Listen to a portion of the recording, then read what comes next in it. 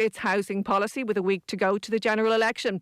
They're calling for over 20,000 homes to be built on public lands in Dublin City, which are currently controlled by NAMA and Dublin City Council. Green Party leader Eamon Ryan says voters want a new approach. I think they do want change, and I think they're right. We have to change housing. It's not working, the current system. We have to change transport. The two are connected. A new WhatsApp update will see millions of iPhones and Android devices cut off from the app from today. Smartphones using the Android 237 and iPhones with iOS 8 or older will be affected.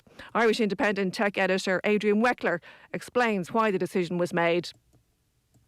That's it for now. We'll have more for you at 4 o'clock. News Talk Weather. Thanks to the AA. You can find our lowest car insurance price online, guaranteed. Rain in the southeast early in the night will spread northeast overnight with some sleet locally. Lowest temperatures between 1 and 5 degrees. And now you're up to date on News Talk. Off the ball. This is News Talk. You're very welcome back to Off the Ball Saturday on News Talk. We're focusing on the beautiful game of football for the next 2 hours, although we will be checking in at Lansdowne Road for the Rugby, Ireland and Scotland in the Six Nations at 4:45. John Duggan with you until 5 in the company of the soccer correspondent of the Irish Independent, Daniel McDonnell, football coach and writer Shane Keegan, and the former Republic of Ireland, Sunderland, Wolves and Hearts striker Stephen Elliott. Remember, our football coverage brought to you with thanks to Paddy Power. For information on responsible gambling, visit dunlewy.net. 53106 for your texts on the beautiful game. Anything you want to talk about in football or pose to the lads. We're now streaming live as well. You can also get in touch with us on the Off the Ball social channels, on Twitter at Off the Ball, on Facebook. You can listen on the Go Loud app. Lads, good afternoon. How are you, John? John, how are things? Yeah, I'm good, yeah, because Spurs are not playing today, so I've nothing to worry about, apart from Leopardstown, which we'll talk about in a moment. Stephen Elliott, how are you? Stephen? Can you hear me? We can. We have you now. Yeah, how's it going? Not too bad, right, Stephen. lads. You're loud and clear, and you're great also on the social channels on Skype there as well. Stephen, Leicester 2, Chelsea 2. I think I make it, 1 win and 5 for Chelsea. Are they letting the other clubs in the door there a bit?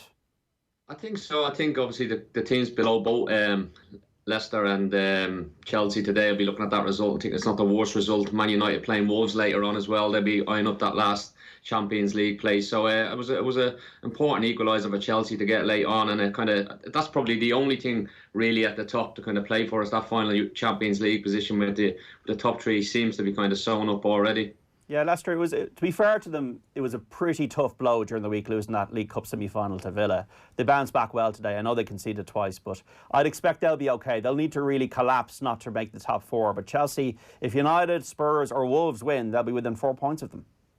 Yeah, exactly. So obviously 4 points is not a huge amount. It can easily be kind of cut back up with the games coming up this year in the rest of the season. But Man United as well, they lack the consistency. You just think, you look at them sometimes and you're thinking they're really, really a top team, and then you look at them another time and you just think, what is going on there? So it's more of a consistency thing with them. And obviously they've made a couple of new signings. I think Bruno is a big signing for them. He's coming off the back of a really good goal scoring record from centre midfield over in Portugal. So he could be the difference to get Man United pushed into that final position.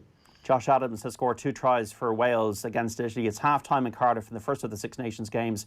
Wales 21, Italy 0. Also having Eclair de Beaufort at a price of 8-1, winning that handicap chase at Leopardstown, getting the champion hurdle up shortly. We've had wins also for Shankill-Poursois and Notebook today. Stephen was talking there, lads, about Bruno Fernandes. Transfer deadline day, it's over, thankfully. Not a lot of business, though. Lowest amount of business in years. And Man United doing most of the business with Igalo going and Fernandes going. It's lost its allure, transfer deadline day. I remember I used to look forward to the day. Put away the yellow suits. Yeah, like the yellow ties and the whatever. Like, it was a bit flat. Maybe it's because Brexit was ongoing at the same time or something. It was a slightly bigger transfer. But it was just, I don't know. I mean, the January window was obviously always a difficult one anyway. Well, that's because it, yeah. What blue chip players are really going to be available. I think clubs have just come to realise that. Like, when was the last time there was good business done in January? And I think all the deals are loans, it seems, as well. Yeah. I think clubs have pretty much just given up on the transfer window. I think if you told clubs the transfer window was going to be abolished, I don't think they'd bat an eyelid at it. Really, it's just a kind of a pain where they're expected to do some business almost at this stage rather than them wanting to do any business. But on paper, he should be the one. He should be the one really, really big piece of January business done. Fernandes. Yeah. He should. I mean, he's looked a really, really quality player for a couple of years now. The problem, obviously, is that we've probably said that about a couple of United's most recent signings. But he's cheaper than Fred. Well, initially, as far as you know, he's not cheaper than Fred. Ultimately, he's 80 million. But is he the saviour? Is he the panacea? I'm not seeing him as the panacea to Man United's issues. I don't think you can say that with any certainty, to be honest. I mean, they've signed higher profile players who were spoken of in the same calibre. So, no. I mean, I don't think but I mean, that's been very, like, let him play a game or two and see, but I don't think that... We don't have any patience here. Yeah, so it's like, is he the answer? I mean, and that's, I mean, listen, that's media, that's what you do, like, that's debate. It's like, could he be the answer to their problems? I mean, they hope so, but it's unlikely mid-season, working under a manager who you would think it's unlikely is going to be there in the long run, to think that someone could be some kind of final piece of a puzzle. But look, you can't have any guarantees around him. Obviously, you can't have any guarantees. But in terms of ticking boxes, I mean, he takes, he takes an awful lot of the boxes that you need to tick. He is in the right age group. For a continental player, he's not. While he is technical, he's not small. He's probably not going to allow himself to be bullied. I think I know the Portuguese league isn't the strongest, but he's back-to-back player of the year there. He did really, really well in the Nations League, I thought.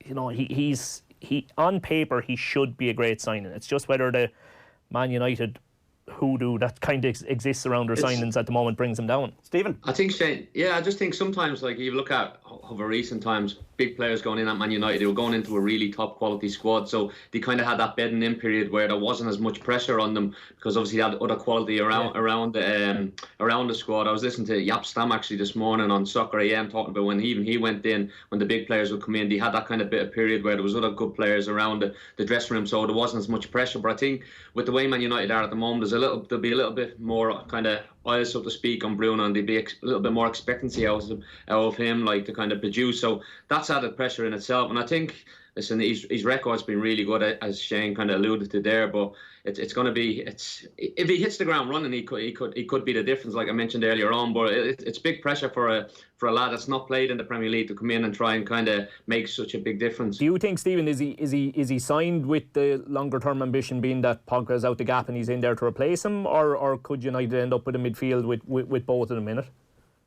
The Pogba one's strange. It's been a while going on now. Will he or won't he go? Does he want to be there? Is he happy there? There's a lot being said about him. But again, like I think Daniel just mentioned there's no certainty that Ole Gunnar Solskjaer is going to be there for the long run either. So nobody really knows what's going to happen at Man United over the next kind of 5 to 6 months. Obviously, Ole's there for now, and it looks like he's not going anywhere kind of really soon. So, but could Pogba stay? You don't know. You don't know if Ole stays, will he go, or if they get a new kind of world class manager, so to speak. There's obviously still that talk of Pochettino in the background. Will he go in there? Well, it's just, I don't know. It's to be a Man United supporter now, it's a little bit like kind of, you don't know really where the club are at the moment, and you're just kind of more hoping than kind of expecting at the minute. 53106 for your text, folks. What do you think, Manchester United fans, about the signings of Fernandes and Odion Ighalo? Stephen, 39 goals in 99 matches for Watford. Was playing in Shanghai. No option to buy. Is this a bit one out of left field for you? I think it's one of them where he's looked at his record previous in the Premier League, and obviously seen he's available. He's been playing out in China now. I'm not sure what the level is like he's been playing at, but let's hope he gets over without catching any illnesses at the minute. But if he does, like, his goals there, I think it's more of a trial period for him. He says that you've got 6 months there. If he comes in and does really well, scores a lot of goals, then listen, they might offer him a longer term deal. But it's a huge opportunity for Ighalo. Like, obviously playing for Watford's a little bit different than going into play for Man United, but the goals don't change. And if you can win there and score a few goals from now till the end of the season, then he might get a longer term contract. He's played at the World Cup for Nigeria. Good move for Aidan McGeady for your reviews, Stephen, going to Charlton on loan from Sunderland. Yeah, well, he was out of favour at Sunderland at the moment. Obviously, I watched Sunderland quite closely. He was training with the under-23s and the under-18, so it's a good opportunity for him to get playing football again, obviously at a higher level as well. So he started on the bench today, but listen, Aidan's got qualities that not many Irish players kind of have on their day. So I'm open from a personal point of view. I like Aidan. I like watching him play. They can just get back playing and enjoying the game again. And who knows what will happen from now at the end of the season with him. Liverpool against Southampton is a 3 o'clock kickoff, and that's underway now in the Premier League. Fabinho back for Liverpool, Alisson in goal, Andy Robertson, Alexander-Arnold, the wing-backs. We've got Van Dijk and Gomez, Henderson, Fabinho and Van Aldum, Salah, Oxlade-Chamberlain and Firmino. So Mane is still injured. Kieran Clark playing for Newcastle at home to Norwich. Palace against Sheffield United, some Irish interest there. James McCarthy, John Egan and Enda Stevens. Shane Long playing for Southampton against Liverpool with Danny Ings back at Anfield. Lads, Cedric Suarez as well going to Arsenal. An interesting one. It's not especially interesting, but there is like this is what we're reduced to. No, I do take your point. You're looking at the list. There crumbs are on the floor here. At the list. I drew such a blank. I just turned straight to Dan and hoped he'd comment. John, we're not going to be knocking a couple of minutes out of this transfer. I just have to break the news for you. We're not going to be doing that. I mean, again, in some respects, though, like I did look at that transfer, and it's a bit like the Igala one in a way that it's a low-profile player, but you're getting someone who, well, low enough profile player. Okay, this is where we're at. You know, we need players who know the league. You know, they can come in and they can do a job, but they're not.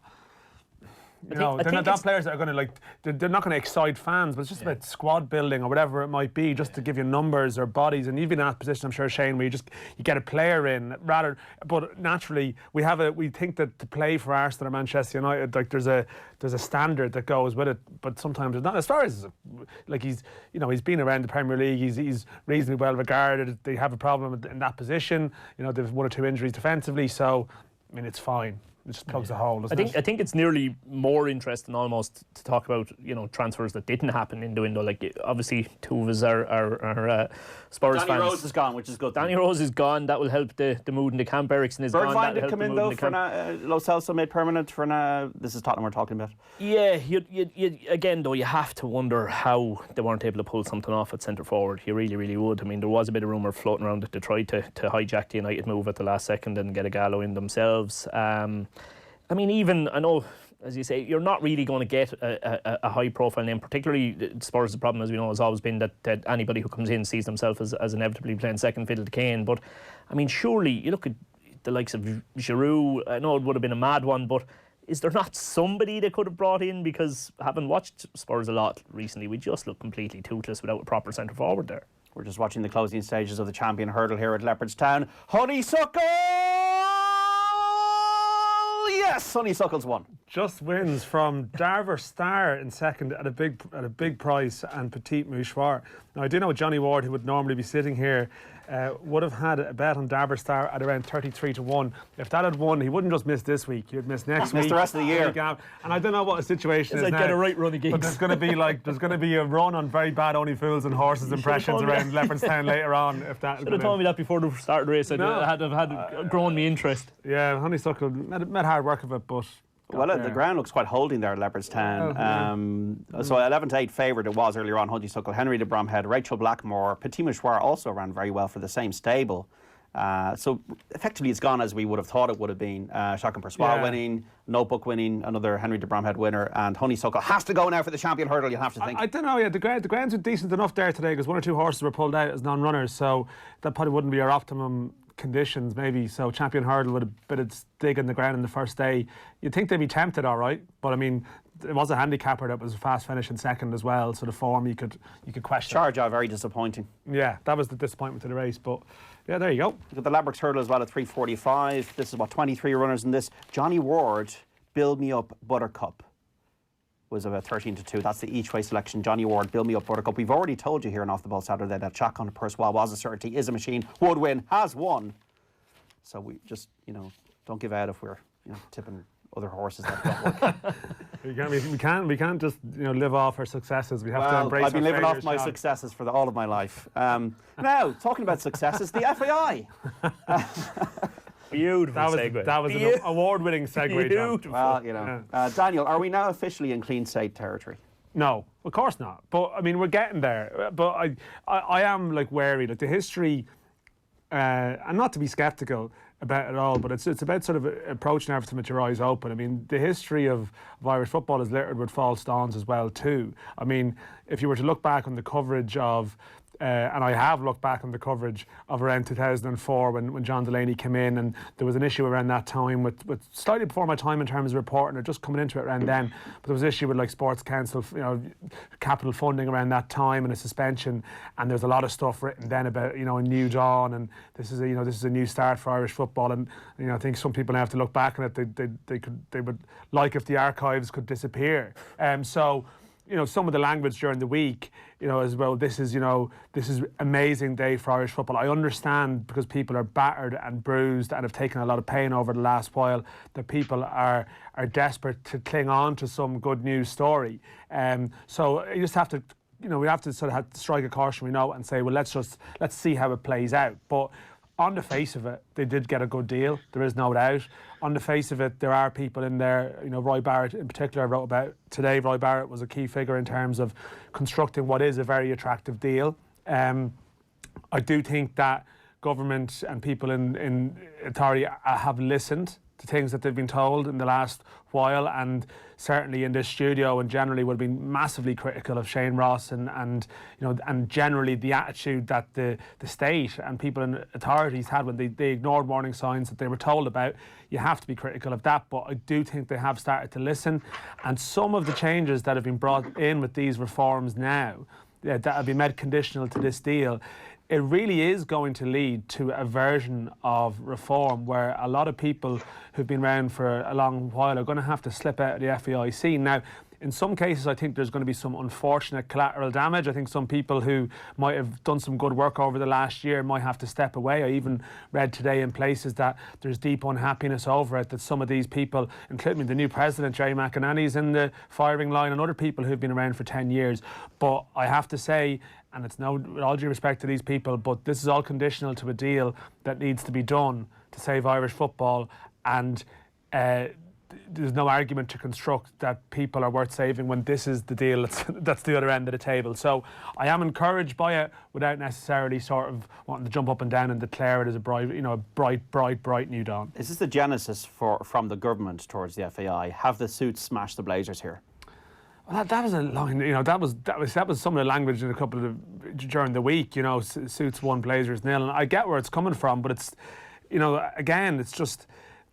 We'll see, we'll see. It does appear that way, and I think that probably Irish football's what's the word for the rank and file, the council who for whatever reason, and they will say they weren't able to speak, and they weren't able to speak up, but they did sit on their hands for a long period of time, and the price of that has been probably a loss of a certain amount of independence. That has been, there's no doubt. I mean, the makeup of the board now, Genesis back in the day was 2 independent directors. Now we're going to have 6 out of 12.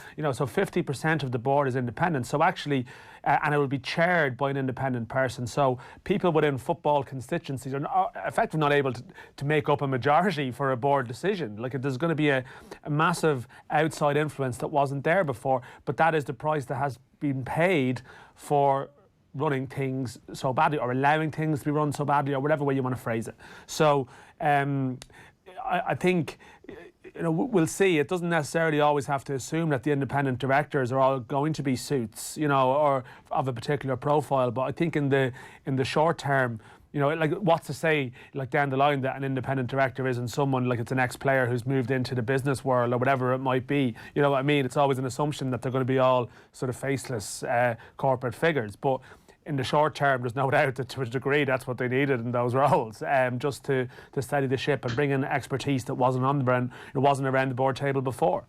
Shane, you're a coach. What's the reception like being from the people on the ground you've been talking to in the game around all the changes here? Yeah, well, I suppose my first instinct on it was when you saw the deal that was struck, which turned out to be more than they had actually asked for, you were thinking, how has this happened, or how have they managed to pull this off?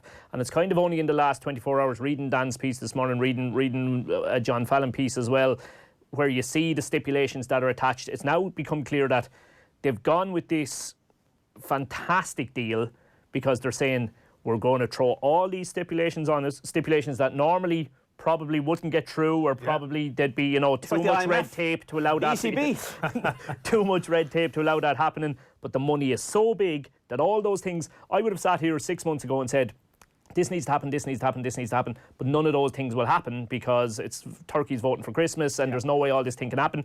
Now it can happen because it has to happen. The money is a colossal sum of money and it has to happen. These people are going to have to walk away by choice or not, whichever way it plays out.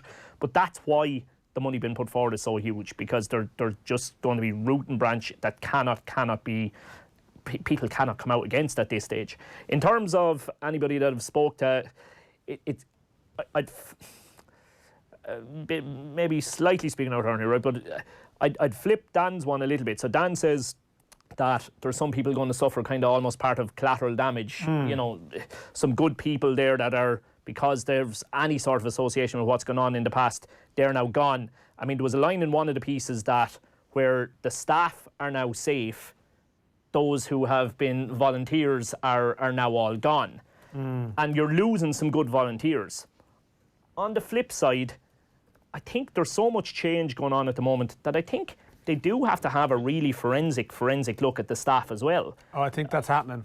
Definitely. And I'm talking right down at grassroots level. I'm not just talking up at the very top. Yeah. You know, there are some absolutely fantastic people in the FAI at grassroots levels. Absolutely as good as you would get anywhere in the world.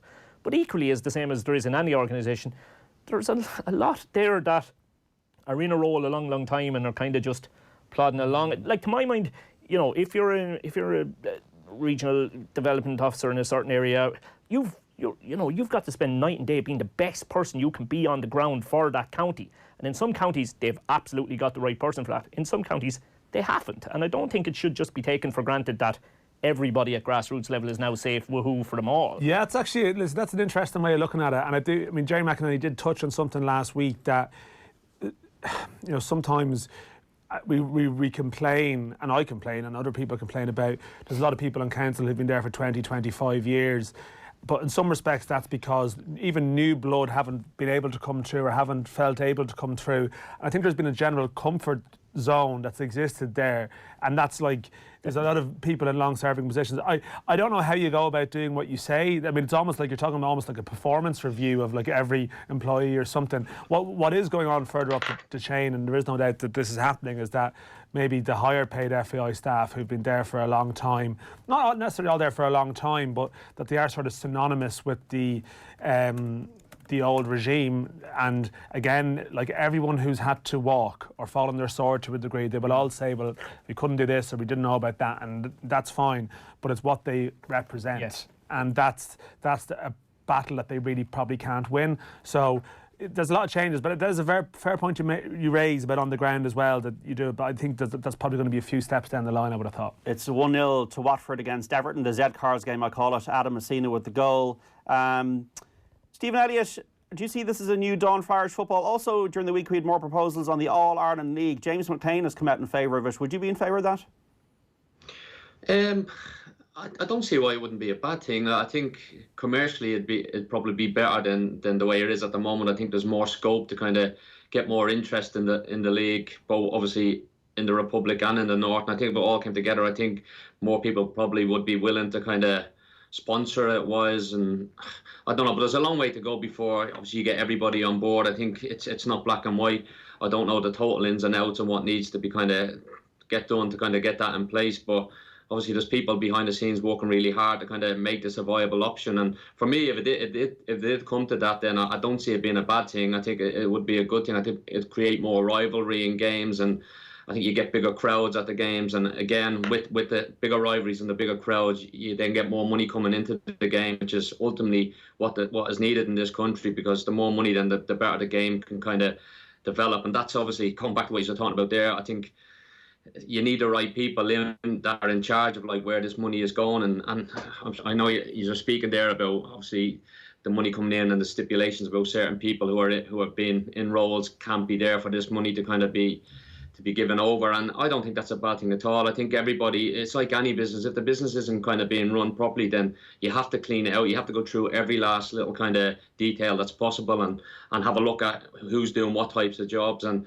I don't see a problem with that. And I think the new lads going in, they've got a lot of work in their hands. They're not just going to walk in and go, right, you're out, you're in, or vice versa. You have to kind of dig deep to see what's went wrong over the time, and it's going to probably take a while, but ultimately I think it's going in the right direction. And again, if you can get the All-Ireland League alongside it in the next few years, then I think it could be promising. But again, there's a lot of work to be done, and the people that are in these roles are aware of that, and I'm sure they're going to do everything possible to make it a success. We've got an update from Liverpool's game against Southampton in the Premier League, a 3:00 kick-off with Shane Pennington.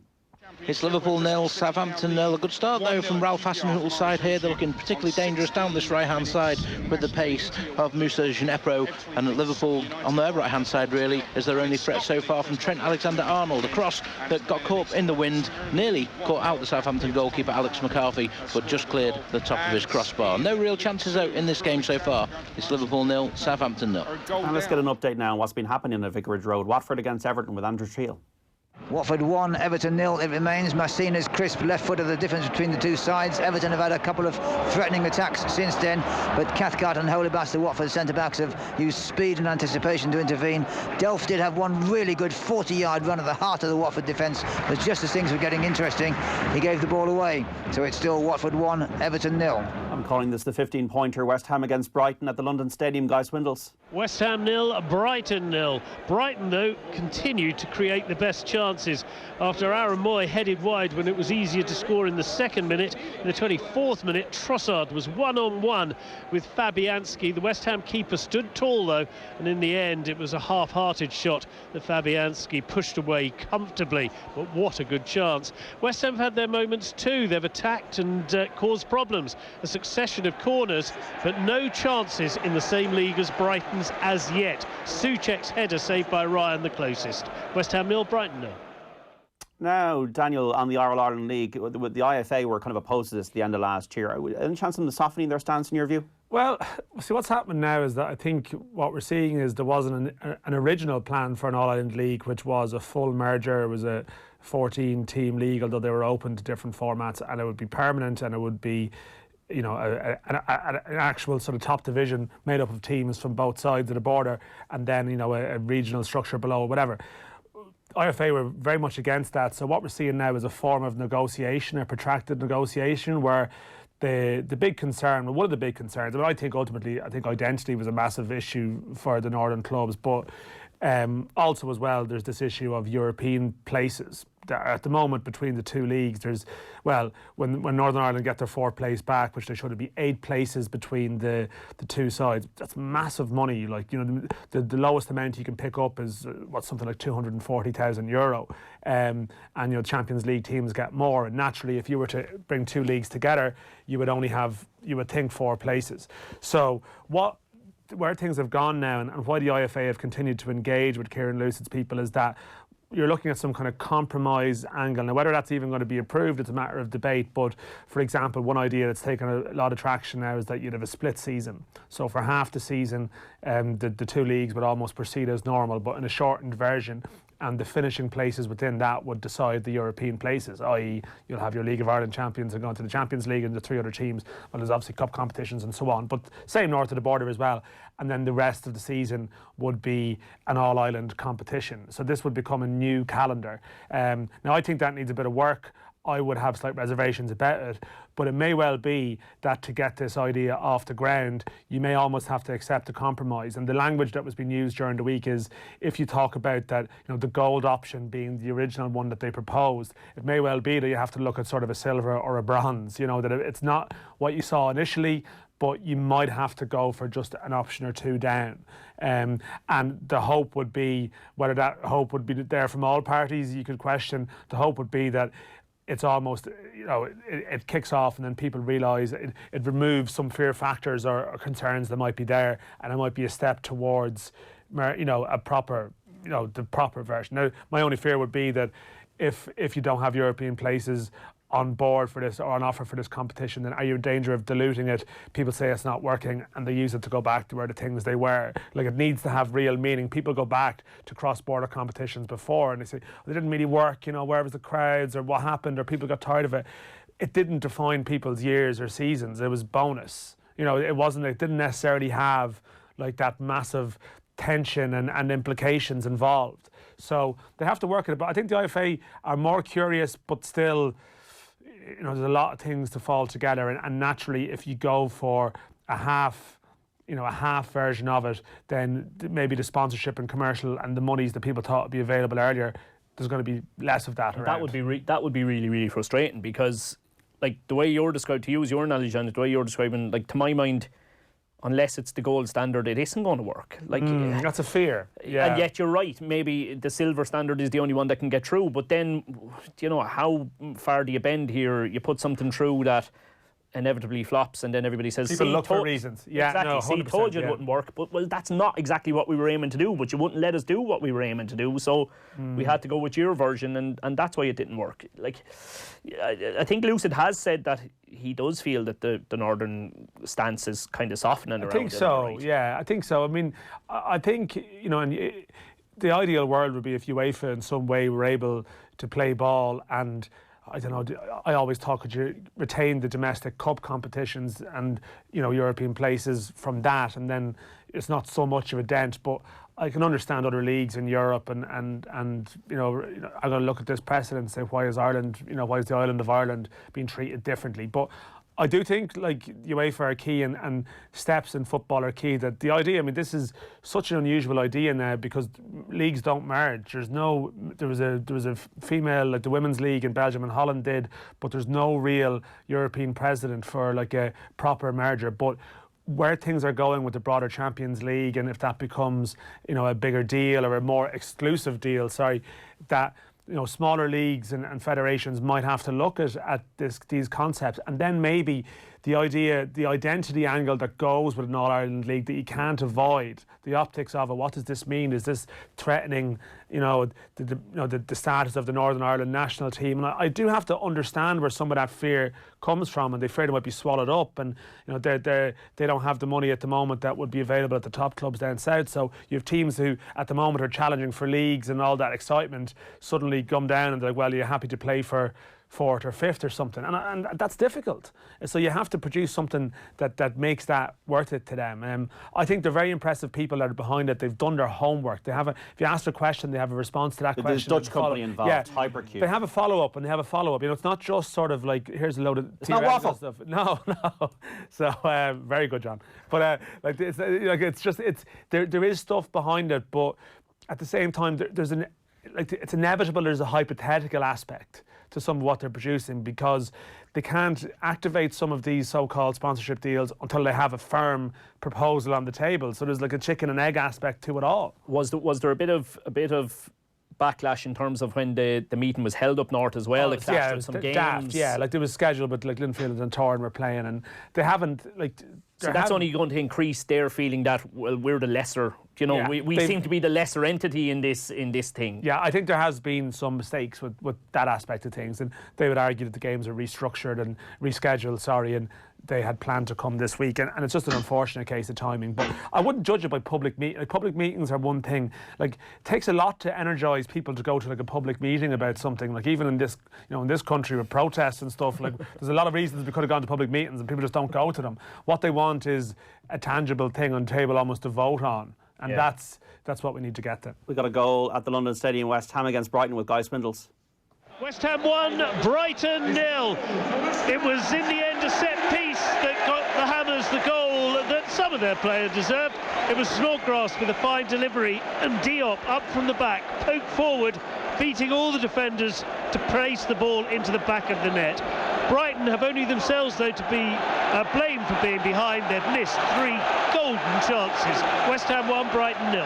And an update from Crystal Palace's game against Aston Villa with Ian Beach. Crystal Palace 0, Sheffield United 0. Palace are the team who are dominating the ball, but Sheffield United, with so many players back defending, that back 5 nominally with a couple of holding midfielders in front of them, really are standing up to the challenge, and there really at the moment doesn't look any way through for Palace. We have had a VAR check on a possible red card when James Tompkins, a Palace defender, went down under a challenge, but quite rightly nothing given there. It's 0-0, Palace against Sheffield United. Yes, Palace against Sheffield United there. Egan and Stevens playing for the Blades, with James McCarthy playing for Palace. The rugby, Wales 21, Italy 0, 52 minutes gone. Josh Adams with both tries. That's expected. 4:45 Ireland against Scotland. Building up to that in the next hour with James Downey live at Lansdowne Road. 53106 for your texts. Manchester United fans. Fernandez, Igalo. Is he going to really turn in your favour now for the rest of the season? This is Off the Ball Saturday on News Talk. Football on Off the Ball. With Paddy Power, the greatest football partnership since Shearer and Owen. Screen Time with John Farty. Has Clint Eastwood still got it? How crazy did things get backstage with Judy Garland? And what's Baz Ashmawi's favourite movie? All these questions and more answered on this week's Screen Time. Screen Time with John Farty. Brought to you by Stella Cinemas. Listen and subscribe to the podcast now or tune in this evening from 6 on News Talk. Satisfying afternoons with Harvey Norman. First-time buyer? Wondering how to get everything done? Don't. Just sit back and watch your house become a home with Harvey Norman's Delivery and Install. Go, Harvey, go! There are many reasons to drive an SUV, and even more reasons to drive an Audi Q3, voted the best medium SUV in Ireland. And we're not surprised when it's more spacious, more stylish, and even more connected than ever before, making it built for all of life's journeys. Because whatever your journey, there's an Audi for it. Visit your local Audi dealer to test drive your Audi Q3 today. Audi. Vorsprung durch Technik. Eamon, thanks for coming in. Look, this is never easy, but we're letting you go. There were reports you left the bathroom light on, your desk light on over lunch, and you stayed late every day last week. That's way too much electricity.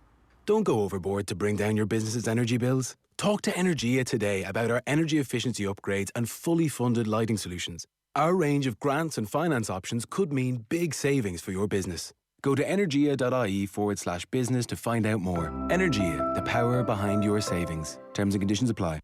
The other teams don't know how many mountains you've climbed, how many dawns you've risen, how many hurleys you've broken, how many drills you've run, how many kickouts you've practiced, how many plans you've hatched, how many times you've looked each other in the eyes and said, "This is ours." They'll know soon enough when you bring your edge. The Allianz Leagues, where your edge belongs. Your tickets are waiting at GAA.ie and selected Centra and SuperValue stores.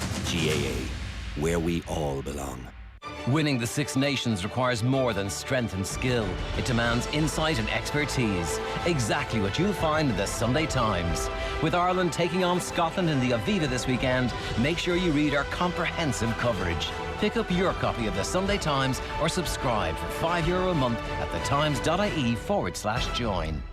Need next day delivery on industrial tools and safety supplies? Then you need Caulfield Industrial, one of Ireland's largest suppliers. Our nationwide distribution service offers next day delivery on over 50,000 stock items from caulfieldindustrial.com. We supply quality tools, safety gear and equipment from all the top brands like DeWalt, Snickers, Bosch, Stanley, Baco and more. So whether you're a professional tradesman or a DIY enthusiast, shop online at caulfieldindustrial.com. At Guaranteed Irish, we believe enterprise is at the heart of thriving communities. Like MSD Ireland, who have more than 2,500 employees across 5 locations in Dublin, Carlow, Cork and Tipperary. If you want a career that allows you invent, impact and inspire, contact jobs.msd.com/Ireland today for exciting opportunities both in Ireland and across our global network.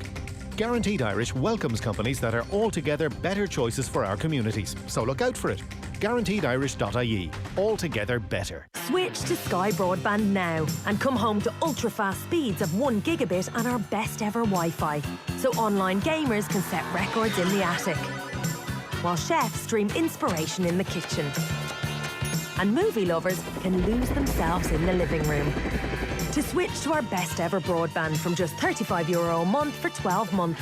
Search Sky Broadband today. Availability subject to location. Set up fees, terms and conditions apply. For more info, see sky.ie/speeds. Home sweet home. Maybe it's in the middle of town or the middle of nowhere, or maybe you haven't found your home just yet. That's why our Bank of Ireland mortgage specialists cover the length and breadth of Ireland to meet you at a time that suits you best. Meet us in branch, in a coffee shop, or even in the little slice of country you call home to chat about your personal mortgage plans. Anywhere, anytime. Bank of Ireland. Begin. Lending criteria and terms and conditions apply. Security and insurance required. Over 18s only. Bank of Ireland Mortgage Bank, trading as Bank of Ireland Mortgages, is regulated by the Central Bank of Ireland. Whatever your journey, there's an Audi for it. Test drive yours today at Audi Centre, Bracken Road, Sandyford. The big 2020 save from Lidl brings you loads of super savings in store. And we've got great recipes waiting for you online too. If you've gone full veggie this year or thinking of starting, try our red lentil dal, made with our red split lentils for 89 cents. And from Thursday, get our flavour-packed yellow onions. Were 59 cents, now just 49 cents. And don't forget, we check out our competitors' prices weekly. So when you check out, you always get better value. The big 2020 save from Lidl. More for you. Imagine escaping to an idyllic hideaway overlooking the sea. Walking hand in hand on endless deserted beaches. Wake up to the sound of the sea. Inchydoney Island Lodge and Spa. Clonakilty, West Cork. Phone 1850 60 60 90 or log on to inchydoneyisland.com. Football on Off the Ball. With Paddy Power, the greatest football partnership since Shearer and Owen.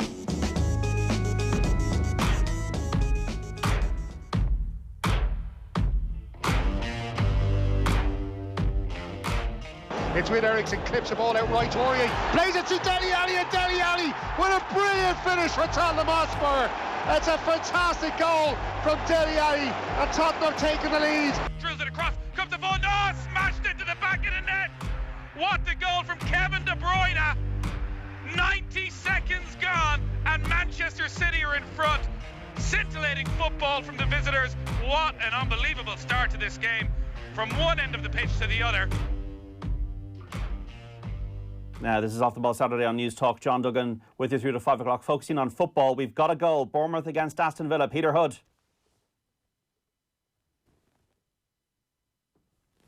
Bournemouth 1, Aston Villa 0. Philip Billing with the goal for the home side. What a vital goal it could prove come the end of this season, because it was made by Simon Francis' cross from the right, headed down by Gosling and swept home by Philip Billing to give the home side the lead. They started the better of the two sides, but Villa had been coming back and had gone close a couple of times. But Bournemouth just about deserve the lead in an entertaining game. It's Bournemouth 1, Aston Villa 0. Now, Wales have got that bonus point in the Six Nations, leading Italy by 33 points to 0. Nick Tompkins with a try in his debut. They've just got another try, and Wales coasting to a victory on day one. 4:45 the kick-off time for Ireland against Scotland. Still Liverpool 0, Southampton 0 in the Premier League. So the events of the week, Daniel. Niall Quinn seems to be, to me, the public face of the FAI. Is he going to have a very, very leading role now in the association over the next few years? Is Niall Quinn, is it too far-fetched to say that he's going to be running the FAI?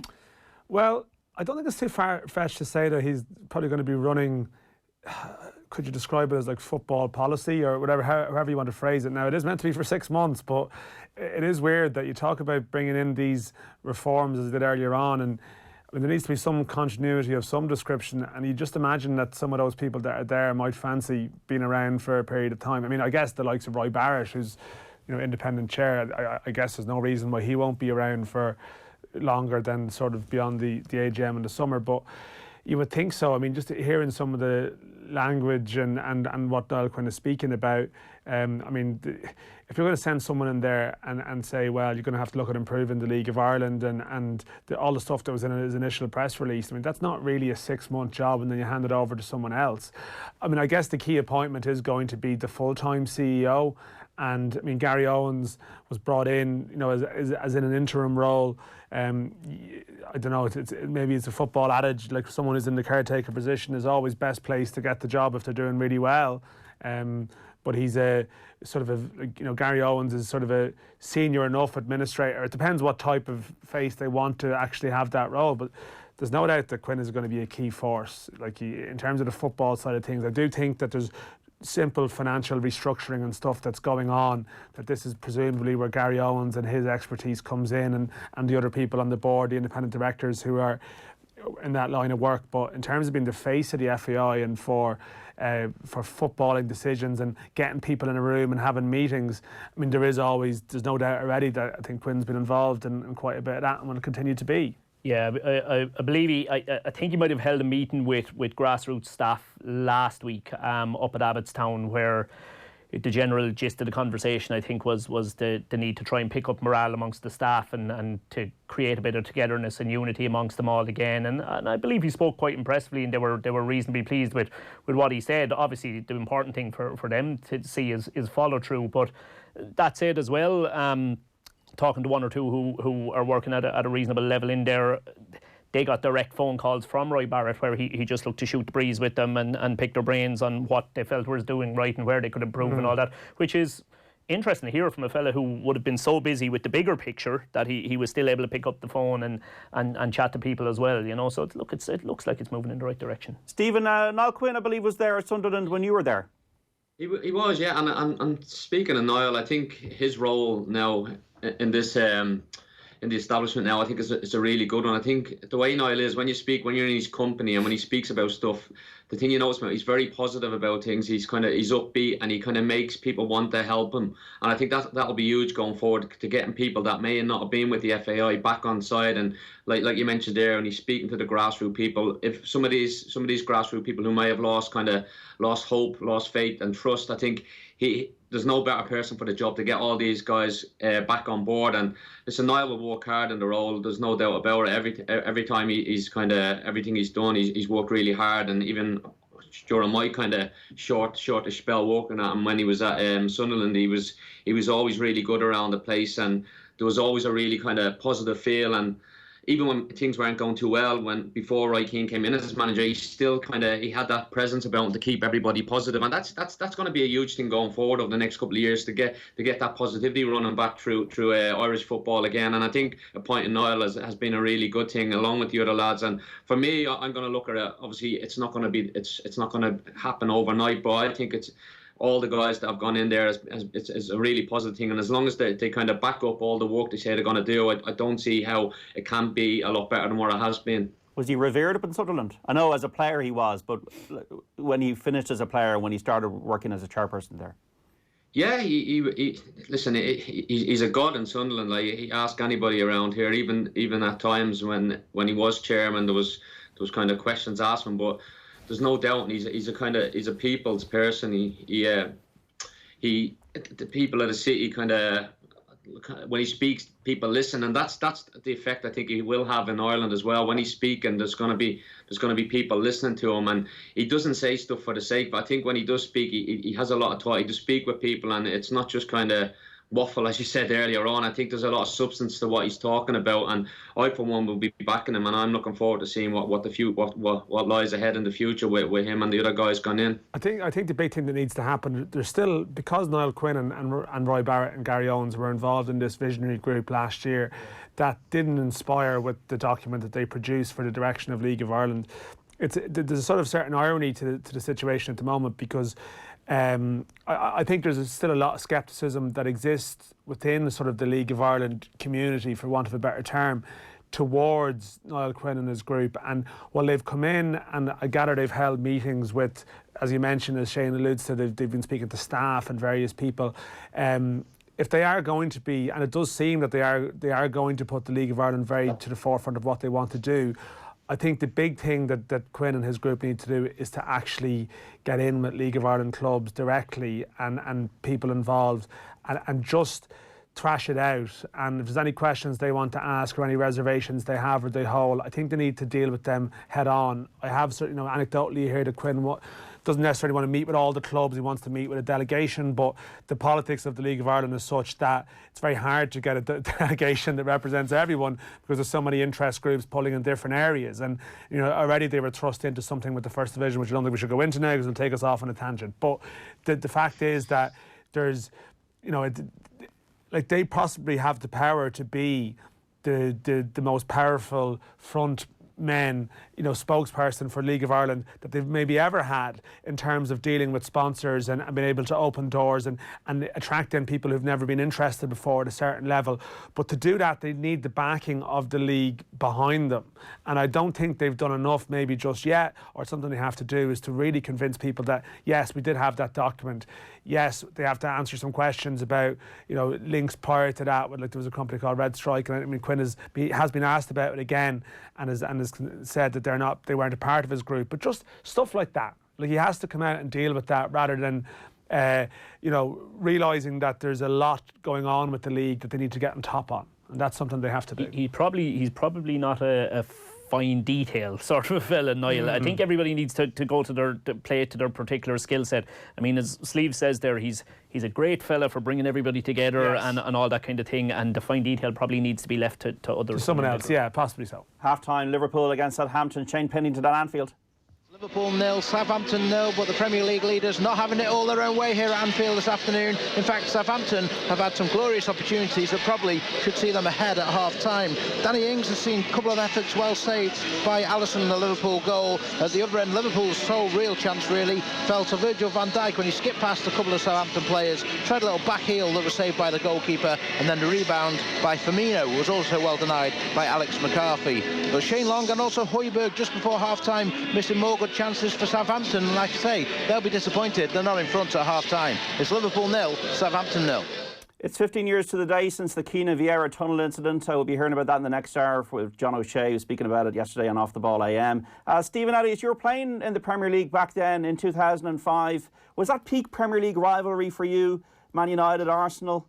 I know you played against both clubs back then. Yeah, I think obviously everybody goes on about the Keane and Vieira, kind of the rivalry they had over the years, and from an outsider even looking in, they were immense footballers, and never mind footballers, they just had immense character on the pitch. Even playing against them when you're in the tunnel, like when I did come up against both of them, you kind of, as a player, like, well, I know I was, you kind of half ignore them. You're like looking at them and thinking, oh, we kind of go to battle, and so I can only imagine like being one of their kind of teammates going into a match like when they used to play each other. Obviously, I don't think I'd like to have a look at the yellow cards and red cards on the fixture over them years. I say they were quite high, but they were always played on the edge. And listen, I think that came from the two men that led the teams out. Obviously, everyone mentions the tunnel incident. It still does the rounds now. It makes great footage and that. But the football as well, though, you have to, the two teams back then, everybody goes on about kind of how good Liverpool are this year and are they the best team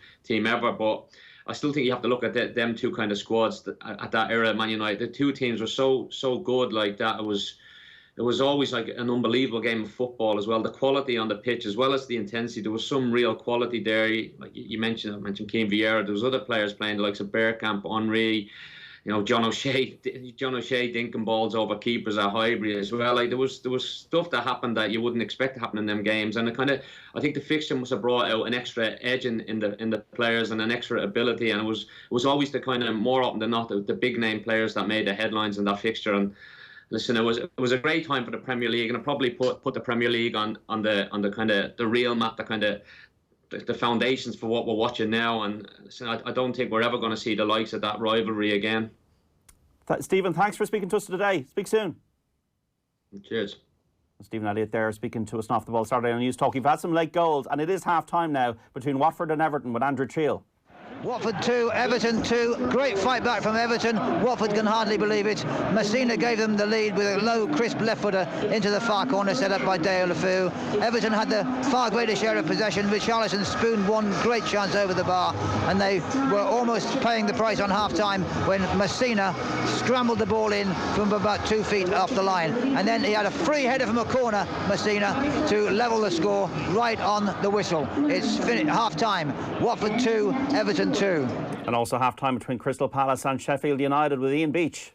Crystal Palace 0, Sheffield United 0 at the half-time break. No chance to speak of. Neither goalkeepers actually had a save to make. But Crystal Palace have been the team that have dominated possession. And Christian Benteke's had a couple of half chances, one into the side netting and one where he stretched to try and meet across but just missed it. The biggest talking point of the first half, George Baldock, the Sheffield United right-back, already on a yellow card, fouled Wilfried Zaha, and he was very lucky to be able to stay on the field. It's Palace 0, Sheffield United 0.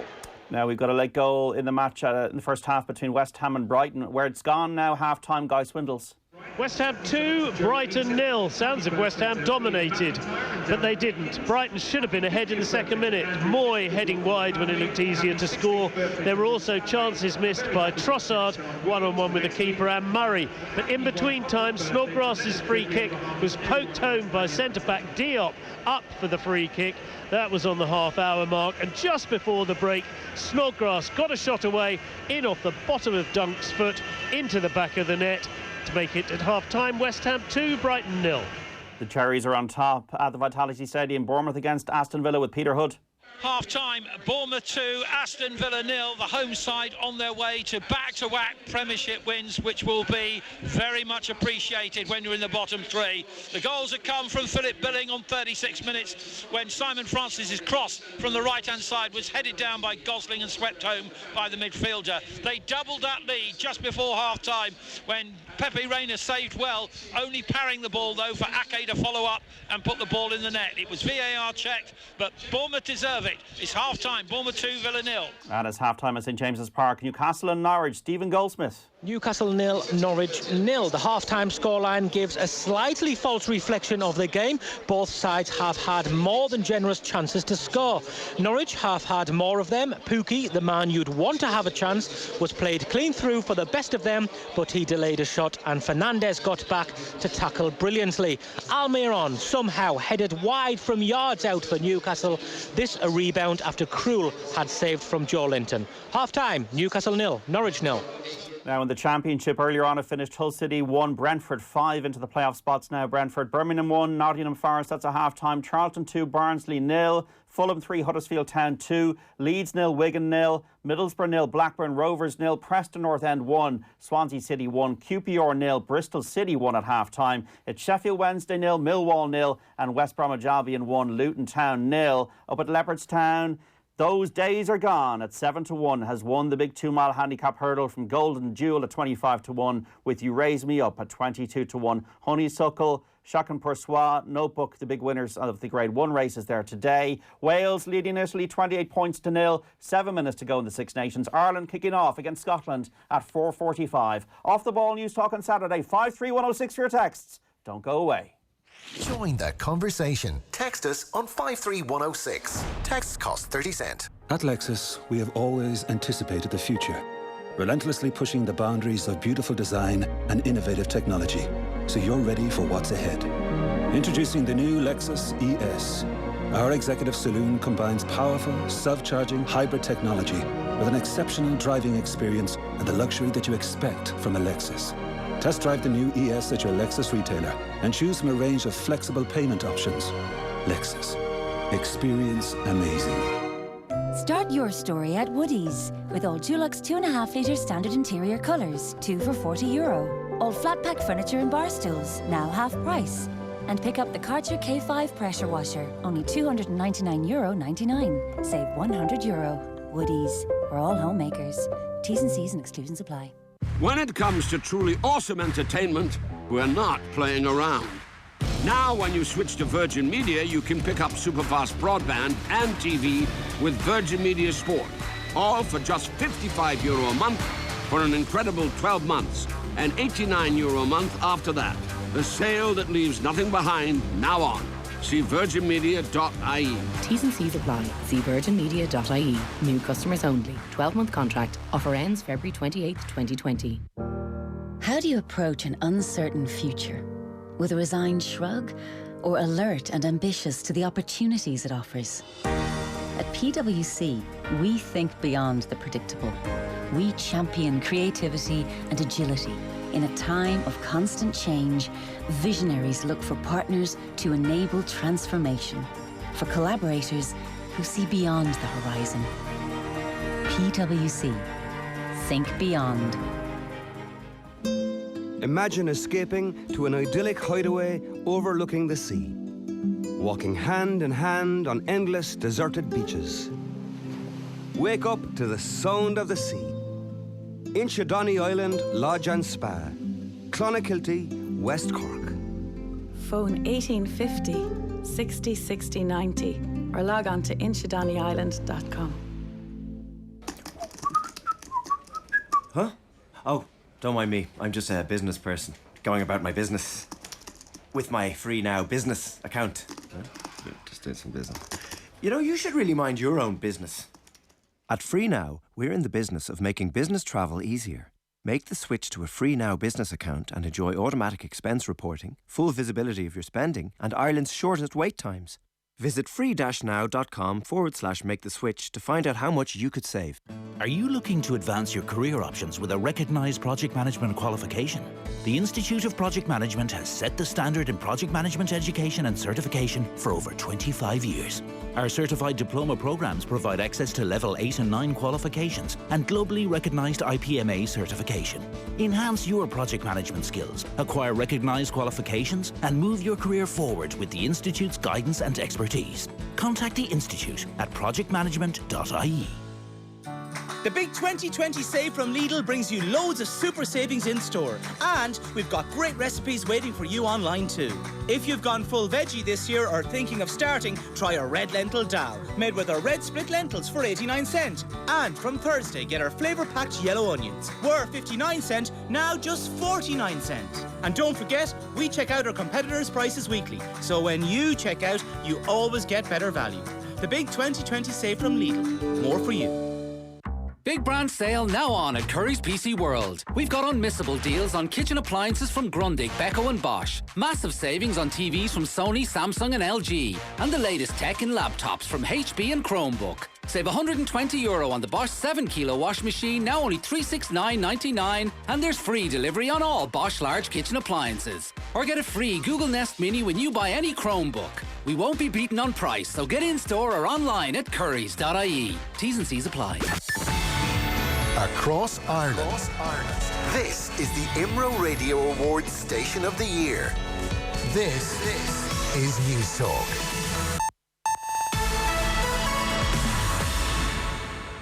It's 4 o'clock. Good afternoon. I'm Suzanne Byrne. Gardaí are treating the stabbing of a man in Newbridge in Kildare last night as a hate crime. The victim, who's in his 20s, was attacked while waiting on a train with his boyfriend at around 6:40 p.m. He's been treated for non-life-threatening injuries at Tala University Hospital. A Garda investigation is ongoing. However, no arrests have been made at this stage. Paula Fagan from LGBT Ireland says attacks on the community are on the rise. We run the National LGBT Helpline, and I was looking over our statistics. Like in 2017, 2018, we would always get some calls, but I suppose it's absolutely soared. I've just looked at the figures for 2019. We were looking at something like 11 incidents in 2018. This year it's up on 40 were called into us. The Taoiseach thinks Fianna Fáil believe the general election is in the bag.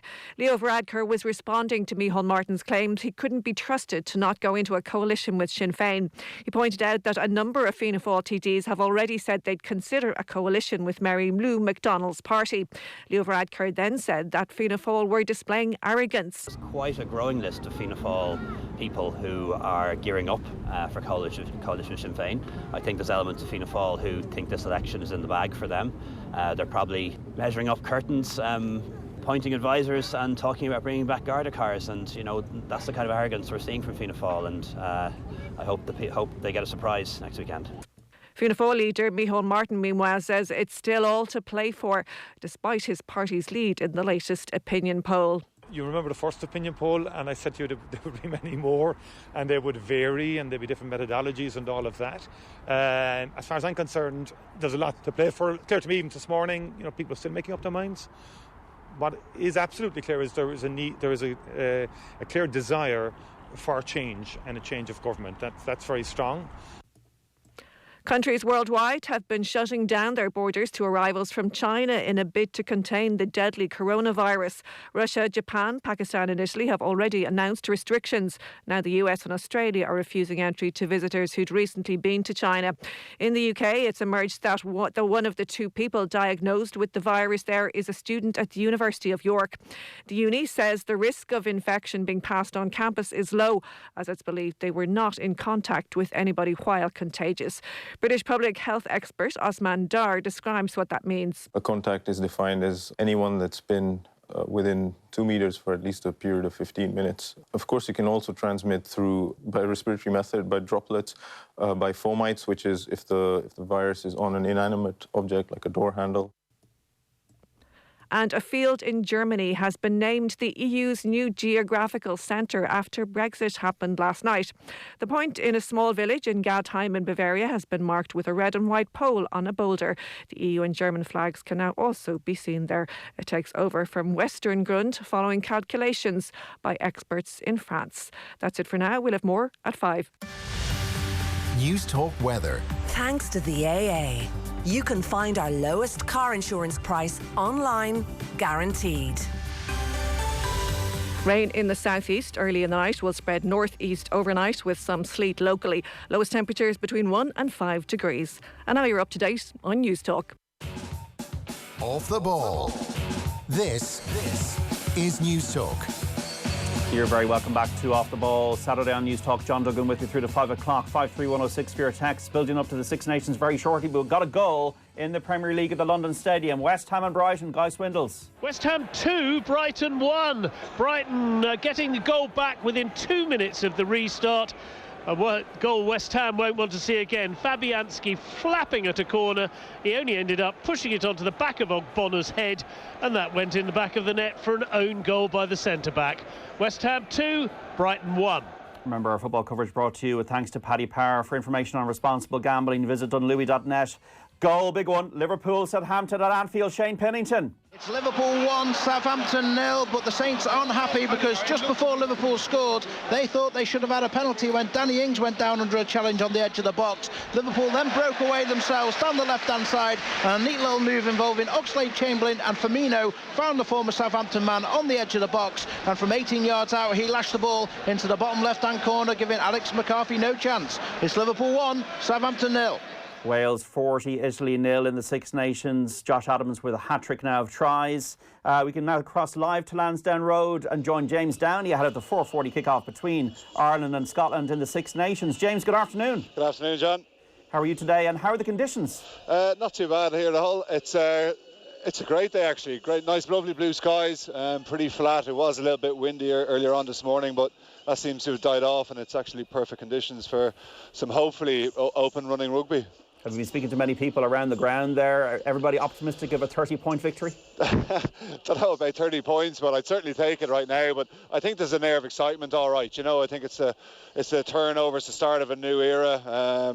With Joe gone, the last World Cup game, they want to banish that last performance, and clean slate here for everyone, as we say, new coaches, and everyone's optimistic at this early stage. What did you make of the team selection?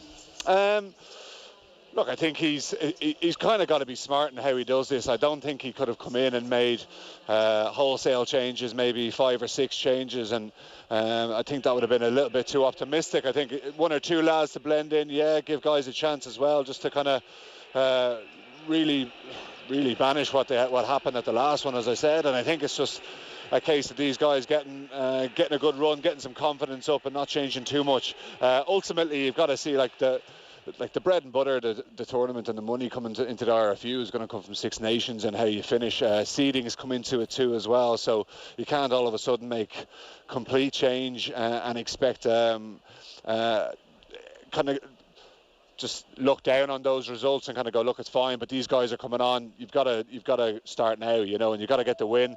Perfect start with kind of 2 home games, so it's perfectly set up.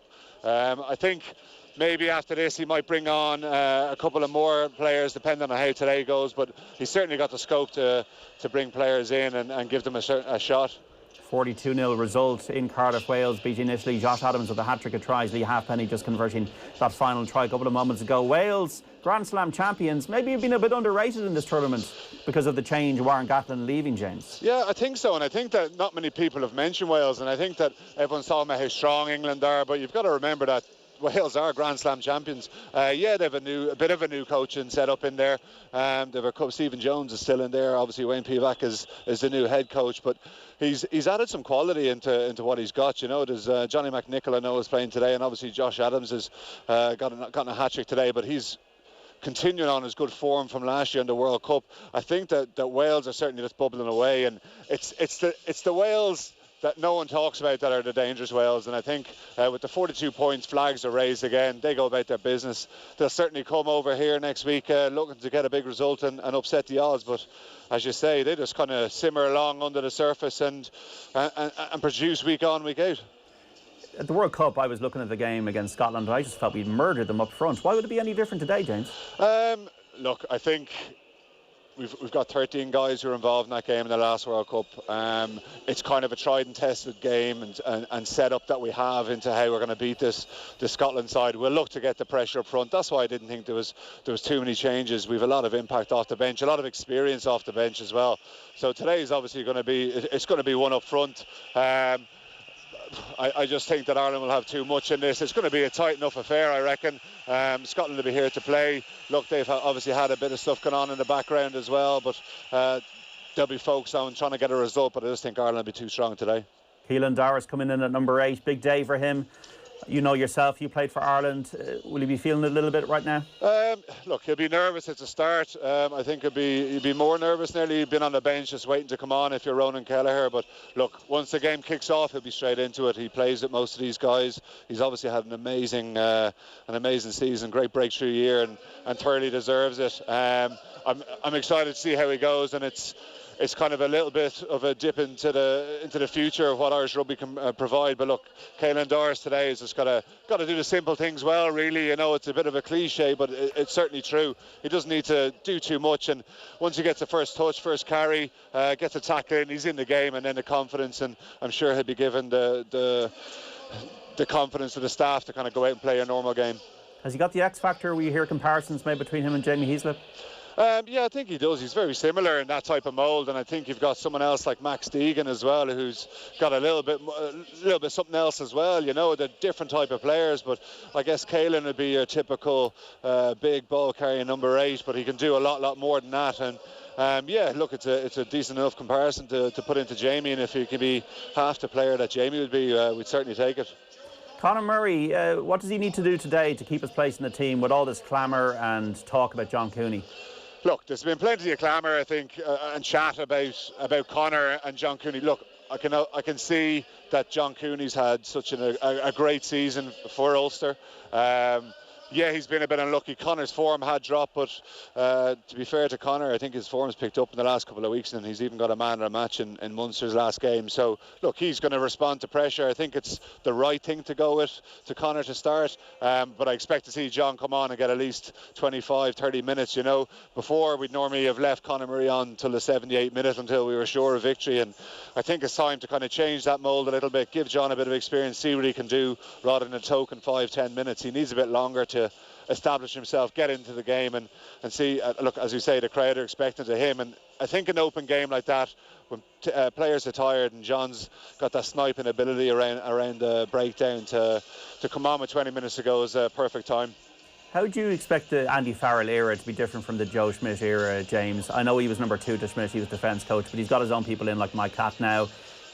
Obviously, stylistically it'll be different. From an atmosphere point of view, it'll be different. He's his own man. It's his first time as a head coach. What are the new things we're going to see? Look, hopefully all of what you've said there. I think we hope to see a better style. I think you look at the last games, and I just want to see a bit more adventure from them. You know, you look at where Farrell's come. He's been with Lancaster in England, who play obviously a great brand of rugby with Leinster at the moment.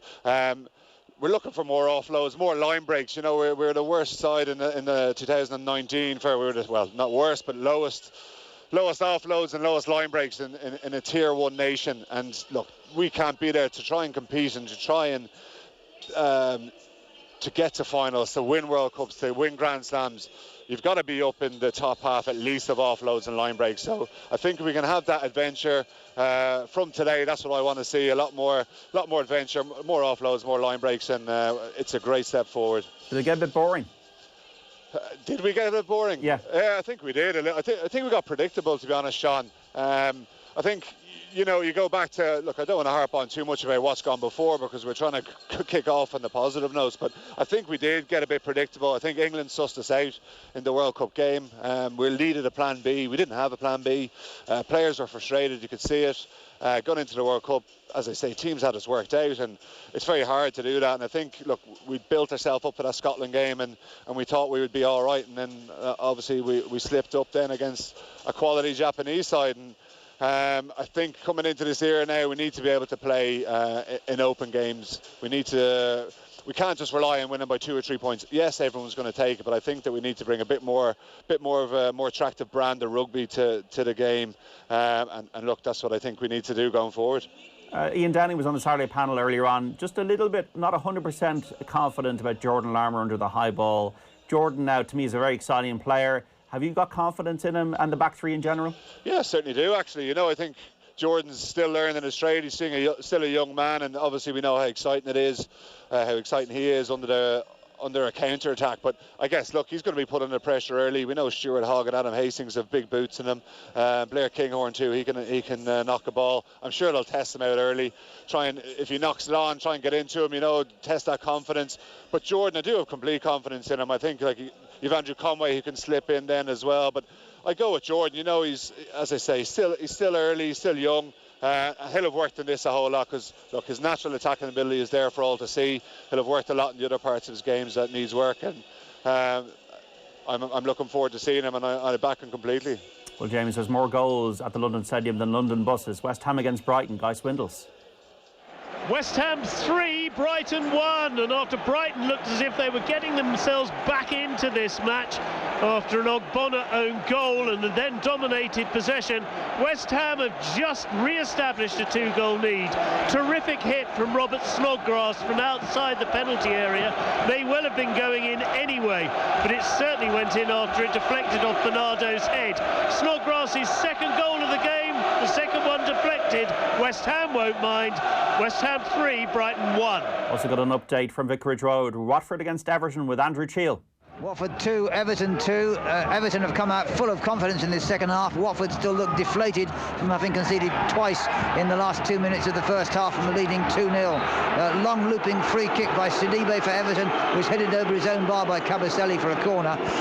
Walcott then took a dash down the right-hand side, really quick work, lovely low cross. The heading for Calvert-Lewin was just intercepted. Again, Cabaselli to the rescue for Watford. It's all Everton at the moment, but it's Watford 2, Everton 2. Also got a goal in the game between Crystal Palace and Sheffield United at Selhurst Park. Ian Beach. It's Crystal Palace 0, Sheffield United 1, an own goal by Crystal Palace's goalkeeper Vicente Guaita, and it's a real howler. A corner coming in from the left wing. The goalkeeper had to push his way apart from a Sheffield United attacker in the 6-yard box as the corner came in. He was facing his own goal, but he went up to catch the ball unchallenged and dropped it over the line. We did need the goal line technology to confirm the ball had crossed the line, and it had just, and it means that Sheffield United lead at Selhurst Park. Crystal Palace 0, Sheffield United 1.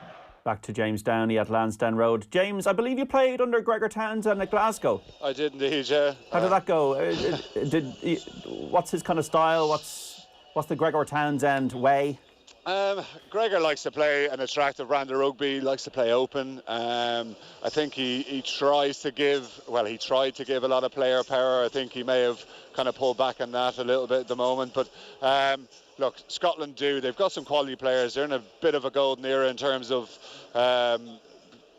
X-factor players that they have. You know, obviously they've lost Finn Russell, which is a huge loss for them, I think. But Adam Hastings has certainly got the temperament and quality to step up and control the game from 10. But also, you look at your 9s, you've Ali Price and you've George Horn again. These are all guys who would have played under Gregor, and they're attacking players. And if the pack can give them the platform, that their back three certainly have got plenty of pace. And you have Stuart Hogg, captain aside from full-back, who, again, under Gregor Townsend, is given that freedom to go and play what you see and express yourself. But should it be happening, though? Should this Finn Russell thing, Gregor Townsend, should it have got to that?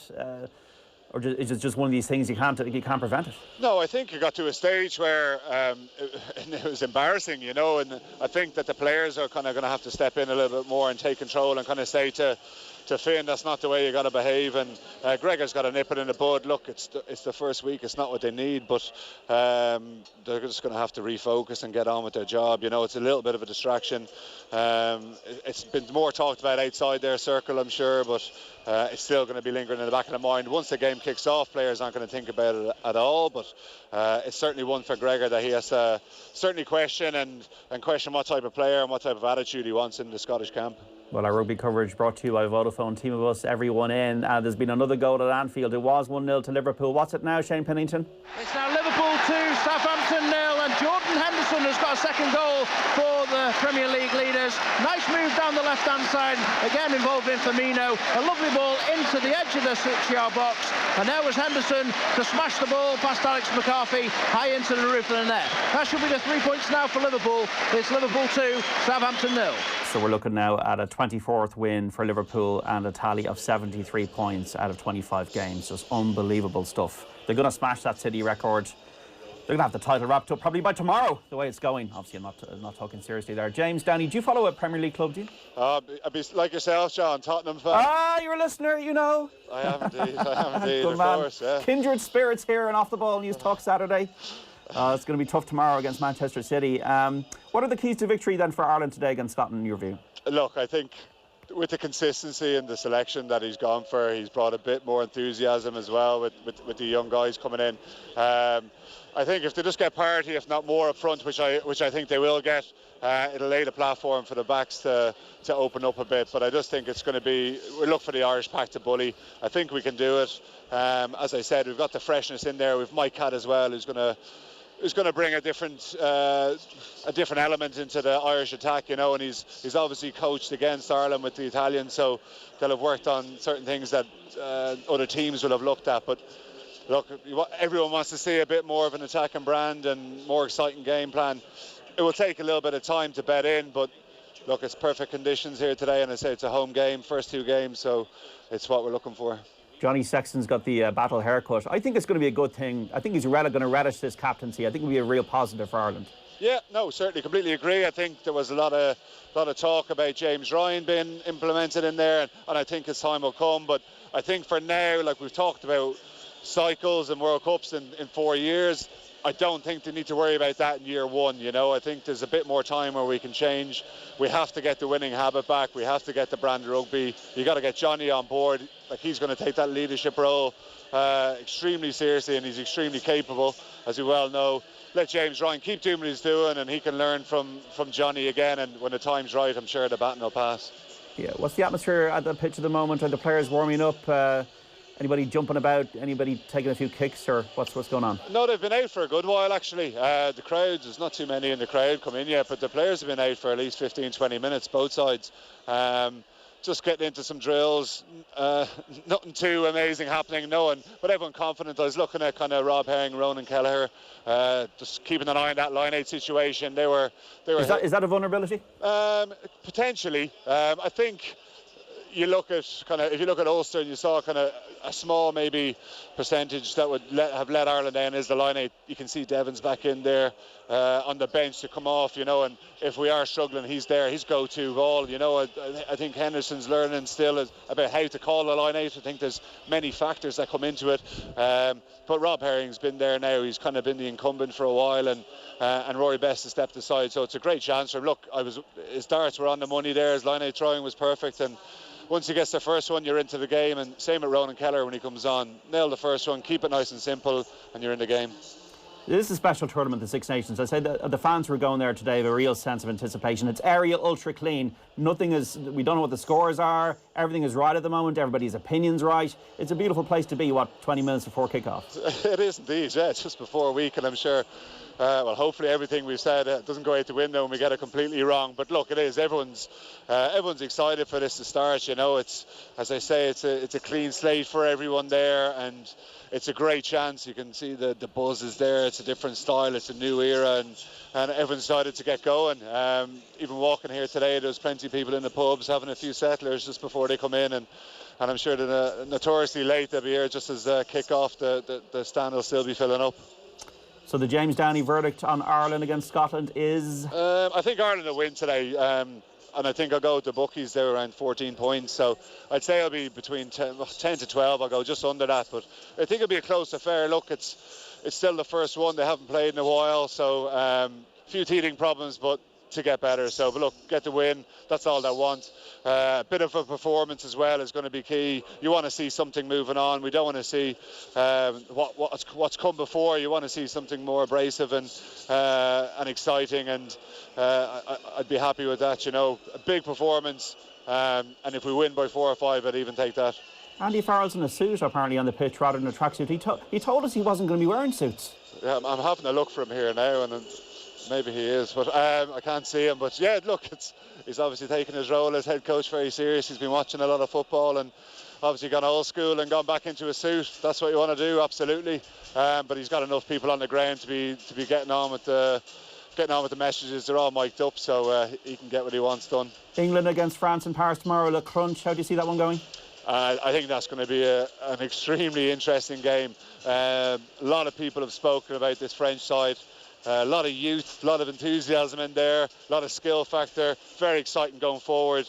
But you're up against England, and I think that it can go one of two ways. I think that if you look at if the French can get going and these young guys can get their hands on the ball, and they'll be tough to stop. But I think if England can kind of tighten it up, bully the French, knock them off their stride, then the English will win, you know, and I think that can have an impact on the whole tournament as it is. You know, these young guys are pretty vulnerable.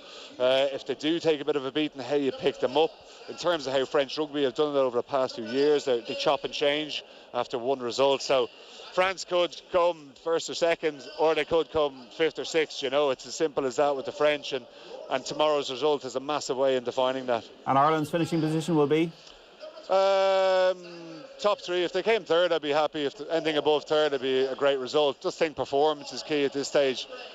Look, we want wins as well, but you want to see an evolution of the game plan, and we'll be happy with that. James Downey, fellow Tottenham Hotspur brother, will speak to you before the end of the show. Cheers, John. All right, James Downey there live from Lansdowne Road, 4:45 the kick-off time. Wales have hammered Italy 40-0 in the Six Nations. Liverpool 2-0 up against Southampton. 53106 for your texts. Off the Ball Saturday, back shortly. Football on Off the Ball with Paddy Power, the greatest football partnership since Jeff and Heskey. Tech Talk with Jess Kelly. This week we'll meet Vesta, the company looking to digitise every element of the renting process. John Riley will look ahead to the biggest gaming titles of 2020, and should your next car be an electric vehicle? Tech Talk with Jess Kelly. Listen and subscribe to the podcast now, or tune in this evening at 5 on News Talk. Relaxing afternoons with Harvey Norman. Lose the day curled up on your brand new sofa. With our huge range of fabrics and styles, Harvey Norman will have your ideal sofa today. Go, Harvey, go! This is Emma when she realises next week that she missed the Harvey Norman big sale. She missed a chance to swap her lumpy old sofa for a new, comfy, stylish one. Poor Emma. But you'd still have time to save on a huge range of sofas and dining furniture at the Harvey Norman Big Sale. Extended for one final weekend with up to 50% off sofas and dining furniture. So don't be Emma. Don't miss your final chance to save. The Harvey Norman Big Sale must end this weekend. Go! When it comes to family, how much do we really have in common? There's big differences, small differences, meet you in the middle kind of differences.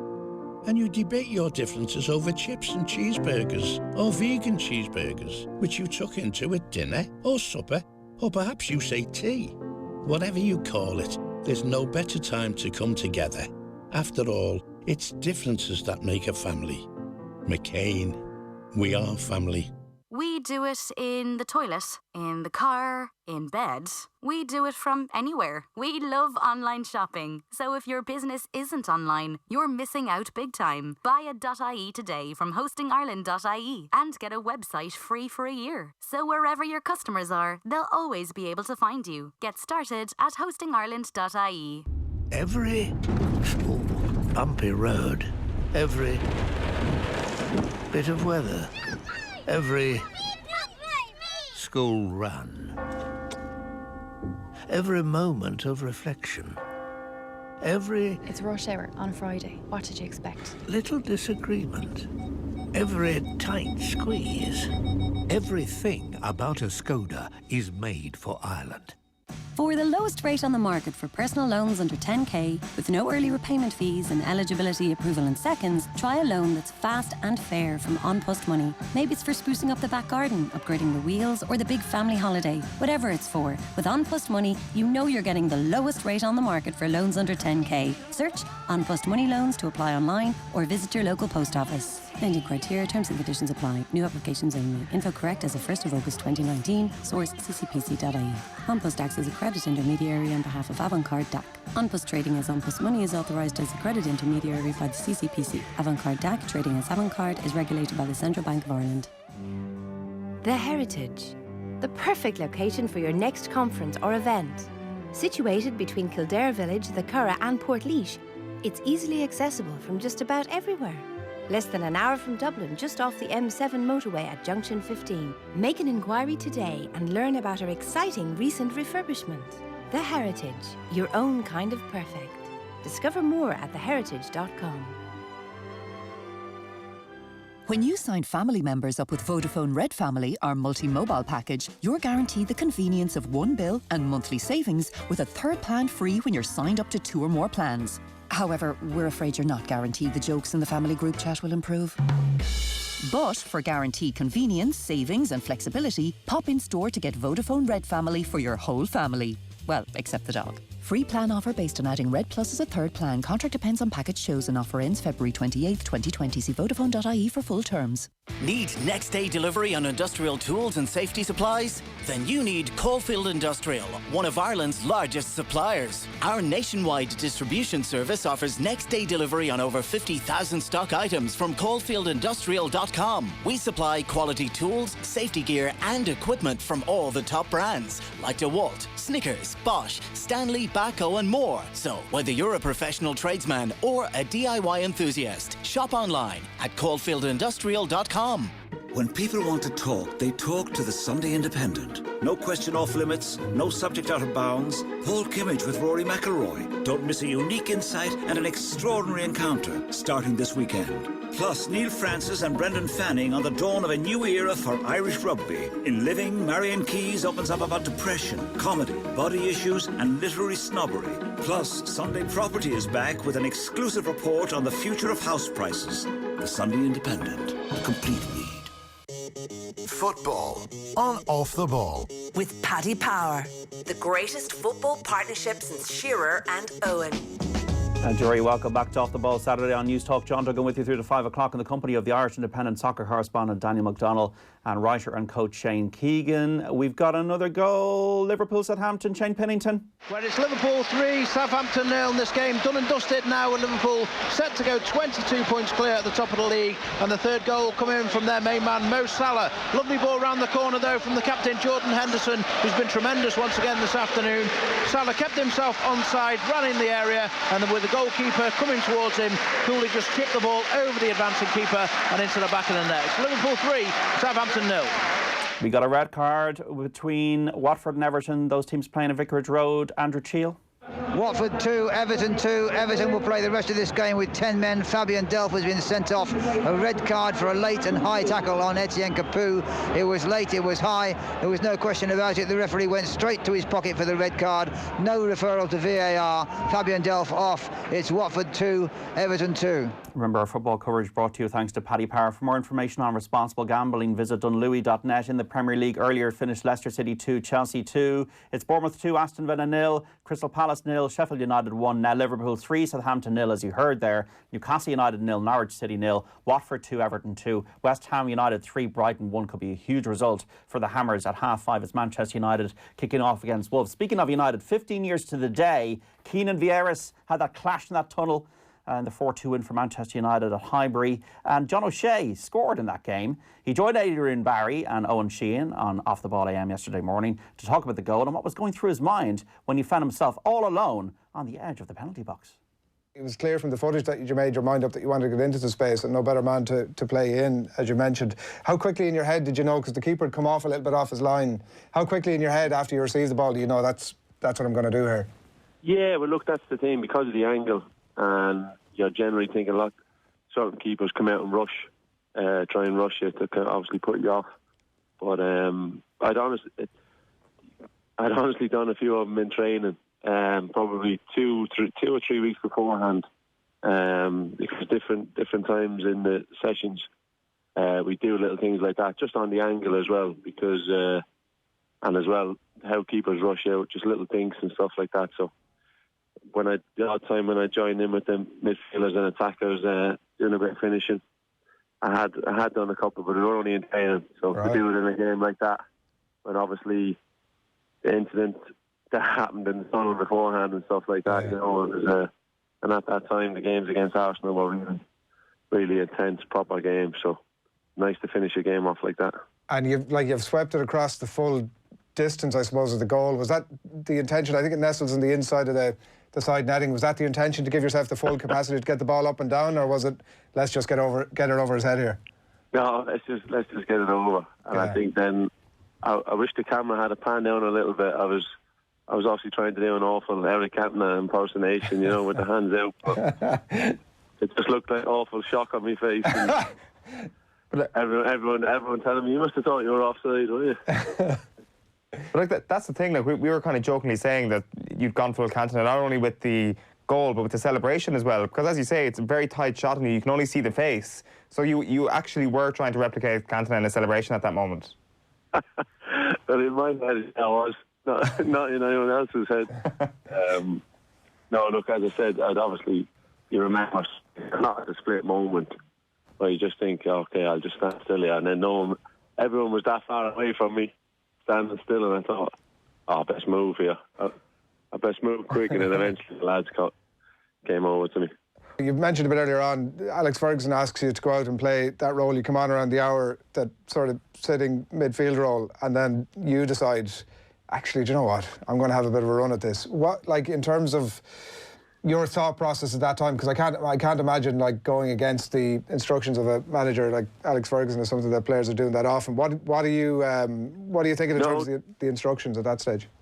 That would be in obviously when the other team say had possession.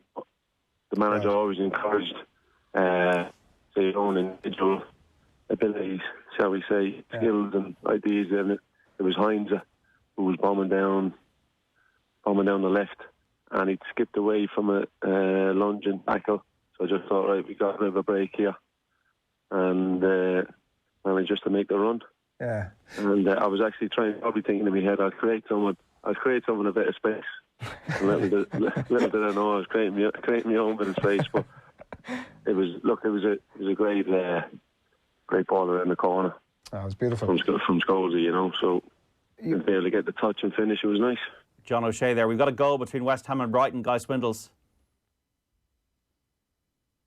West Ham 3, Brighton 2, and West Ham have given away a crazy goal. Ogbonna and Diop both left a perfectly harmless ball for each other, or so it looked, but suddenly Diop had to make a decision. His back header was too weak. Gross pounced, and his poke, despite Fabianski grabbing hold of him, was enough to just creep over the line inside the post to make it West Ham 3, Brighton 2. Also a goal between Bournemouth and Aston Villa. Peter Hood.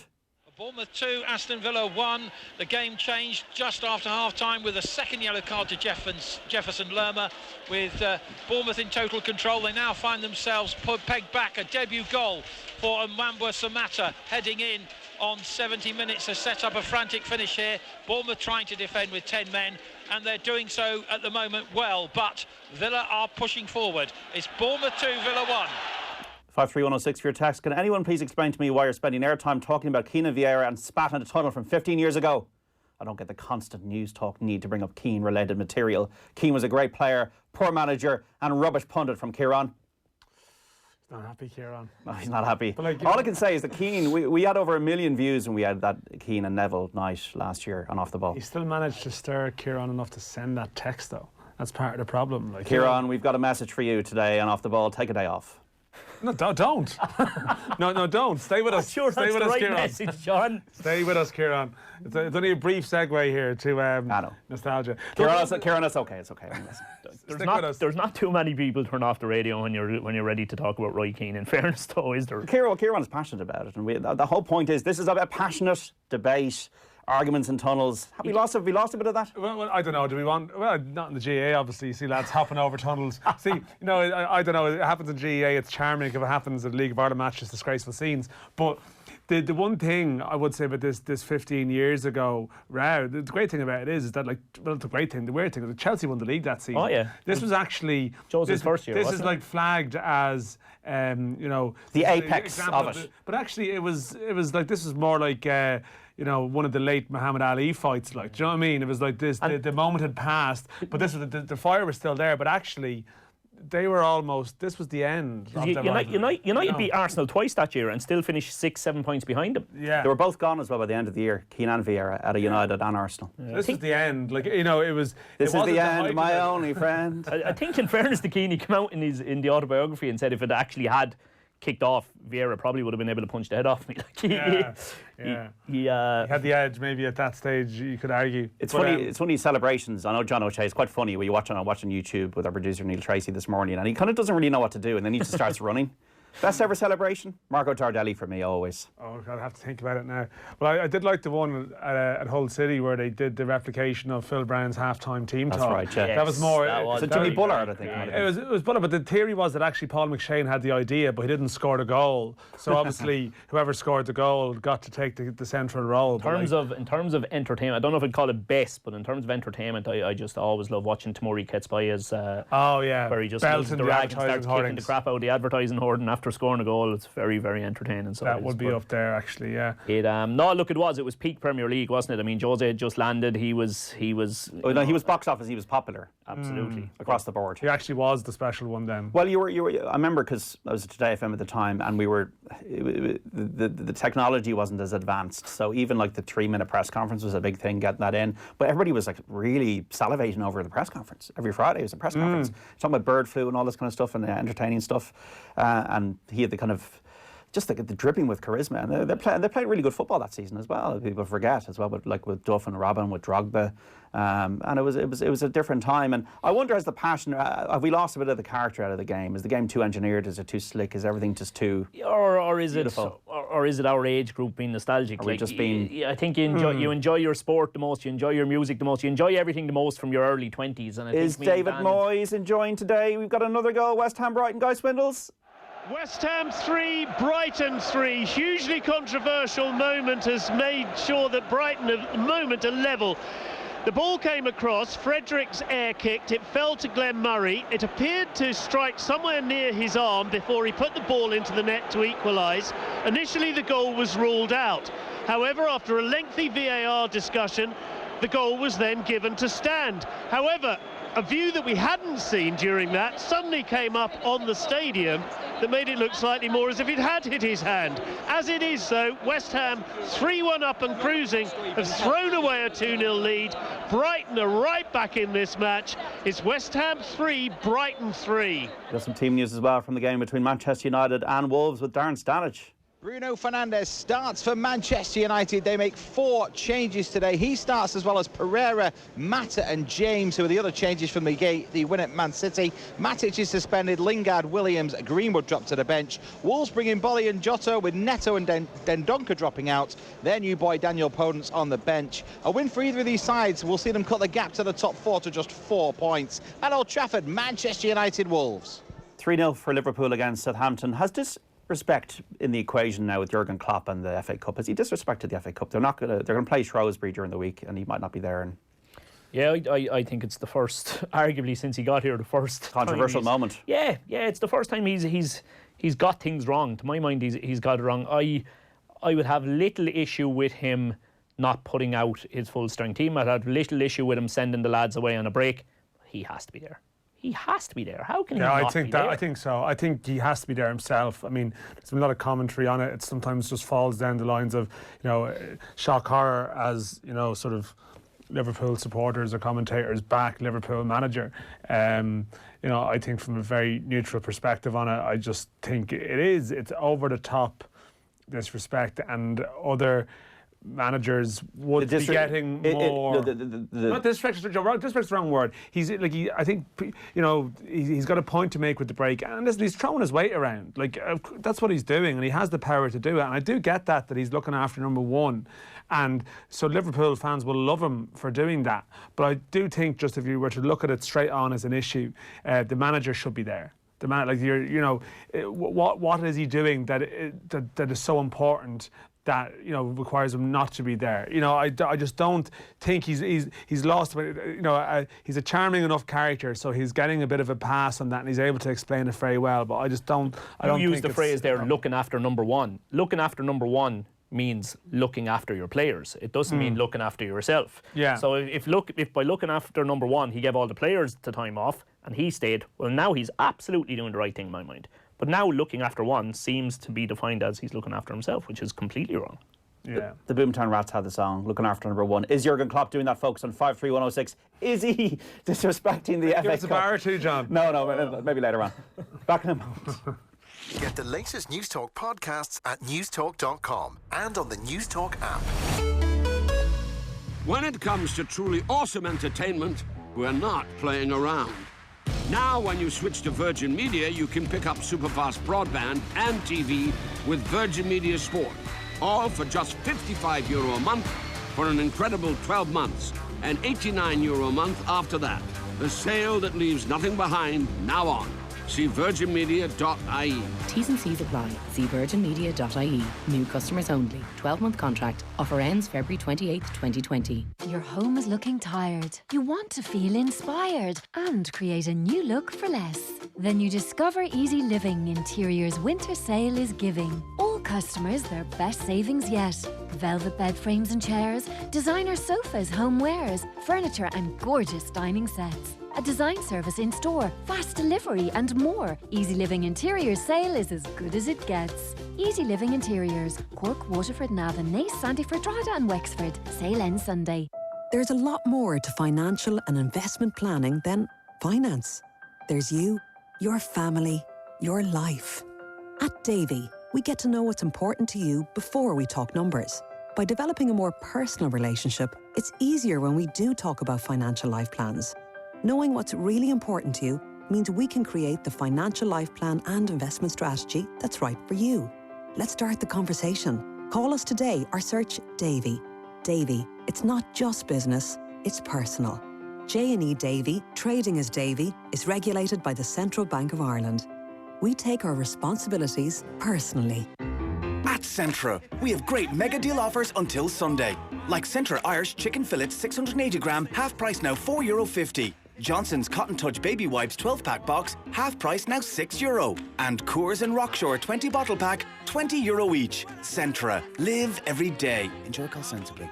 If you're going to play that playlist, shouldn't you hear it with the best sound possible? And if you're going to be on the go, shouldn't your phone keep up with you? The Seat Ibiza, available with Beats Audio and wireless phone charger, with 0% PCP finance across the entire Ibiza range, guaranteeing the minimum future value of your Ibiza and a €1,000 online discount voucher. Simple, smart, Seat. Start moving to your local authorised Seat retailer to find your new Ibiza. Finance is made under a hire purchase agreement and subject to lending criteria. Volkswagen Bank GmbH Branch Ireland is authorised by the Federal Financial Supervisory Authority in Germany and regulated by the Central Bank of Ireland for conduct of business rules. Visit seat.ie/201 to find out more. Terms and conditions apply. Are you looking to advance your career options with a recognised project management qualification? The Institute of Project Management has set the standard in project management education and certification for over 25 years. Our certified diploma programs provide access to level 8 and 9 qualifications and globally recognised IPMA certification. Enhance your project management skills, acquire recognised qualifications, and move your career forward with the Institute's guidance and expertise. Contact the Institute at projectmanagement.ie.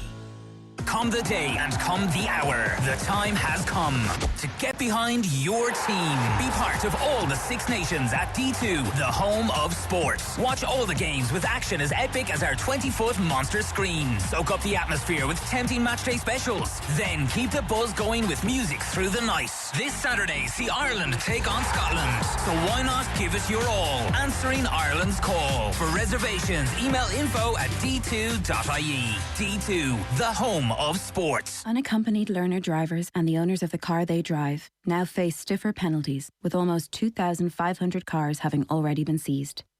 If you've had a learner permit for some time, there's never been a better time to apply for a driving test. The average waiting time for a driving test is less than 6 weeks, and even less if you need one in a hurry. Passing your test could lower your insurance costs and, more importantly, make you a better, safer driver. Visit passthetest.ie. A message from the Road Safety Authority. When people want to talk, they talk to the Sunday Independent. No question off limits, no subject out of bounds. Paul Kimmage with Rory McIlroy. Don't miss a unique insight and an extraordinary encounter starting this weekend. Plus, Neil Francis and Brendan Fanning on the dawn of a new era for Irish rugby. In Living, Marion Keyes opens up about depression, comedy, body issues and literary snobbery. Plus, Sunday Property is back with an exclusive report on the future of house prices. The Sunday Independent, a complete read. Big brand sale now on at Curry's PC World. We've got unmissable deals on kitchen appliances from Grundig, Beko and Bosch. Massive savings on TVs from Sony, Samsung and LG. And the latest tech in laptops from HP and Chromebook. Save €120 on the Bosch 7kg washing machine, now only $369.99. And there's free delivery on all Bosch large kitchen appliances. Or get a free Google Nest Mini when you buy any Chromebook. We won't be beaten on price, so get in store or online at currys.ie. T's and C's apply. Football on Off the Ball. With Paddy Power, the greatest football partnership since Shearer and Owen. And you're very welcome back to Off the Ball Saturday on News Talk. John Duggan with you through to 5 o'clock in the company of Daniel McDonnell from the Irish Independent and writer and coach Shane Keegan. Another goal at Anfield. Liverpool, Southampton, Shane Pennington. It's Liverpool 4, Southampton 0, and Mo Salah has his second of the afternoon. Once again, lovely interplay between himself and Roberto Firmino. Found Salah on the edge of the 6-yard box, and once again he managed to bundle the ball past Alex McCarthy from close range. It's Liverpool 4, Southampton 0. Earlier on, Wales beat Italy 42-0 in the Six Nations. It is underway. Ireland, Scotland at Lansdowne Road. James Downey, how's it going? Hi John, 0-0 at the moment, 4 minutes gone, but there's a big stop and play. Caelan Doris has taken a knock on his debut 4 minutes into it, and looks like he's coming off, and Peter O'Mahony's coming on. But in what's happened just before that, and Scotland looked extremely dangerous. You know, they've been spreading the ball a lot, getting into the wider channels, and they've been getting a bit of joy out there and getting a bit of advantage. So Ireland have been on the back foot a little bit, but it's very sad to see Peter O'Mahony's now come on straight away for Caelan Doris, and an extremely disappointing debut for Caelan Doris, and we wish him all the best. Hope he's all right. Yeah, it's really, really tough. Poor guy, Caelan Doris. 4 minutes in, Ireland 0, Scotland 0. We got a goal in the match between Watford and Everton at Vicarage Road from Andrew Cheal. Watford 2, Everton 3. A goal out of nothing for Everton. Theo Walcott scored it. Alex Iwobi set it up with a good run down the left and a hard low cross. It eventually got to Walcott, missed out 2 defenders in the process, and he just squeezed it in at the far post. It's Watford 2, Everton 3. 53106 on the text machine. If lads at the 2 leagues combined would get both leagues' original money from UEFA and Champions League get added together, that would be massive help to all of the Irish clubs, north and south. One league would be amazing if it was done right and marketed right as well. That's from Richard in Galway. Hi lads, no matter how much money you give the FAI, the bottom line is that the grassroots must start following the League of Ireland. All the people that I know involved in soccer in Ireland follow the English game, look at rugby and GAA. These people follow their local teams and clubs, and look how successful both codes are. That's from Brendan in Dublin. Well, I mean, there are parts of the country that don't have a League of Ireland team nearby. I mean, Shane would have grown up in one, basically, and that is definitely a problem. But what you do need is a bit more unity between the various sections of the game as well, because you would have people in the grassroots area of football who would have a sceptical view of the League of Ireland, and there's, you know, going both ways as well. And you know, they've existed as different islands over a period of time rather than necessarily pulling the one way. So this is maybe where someone like Niall Quinn tries to be some kind of a uniting force, because that connection isn't there, and there's historical reasons and failures for that. But maybe now is a chance to look at some of it.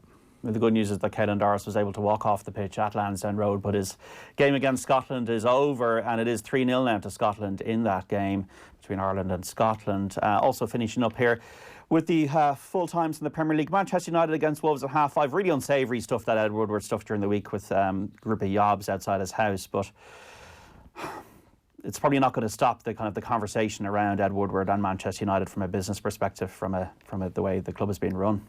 Yeah, look, that's why, as you say, we were talking about the Bruno Fernandes one earlier on. He needs to get one right. He really, really, really needs to get one right. It just hasn't happened for them. I don't know whether he's making all the calls or how much input managers tend to have there, but I would say, look, it's not the Solskjaer's getting away scot-free, but he's quite lucky that, really, let's be honest, Woodward seems to be taking more of the brunt of it than he does, doesn't he? Yeah, I mean, it goes back to the Glazers and the way the club's been run and its model and everything.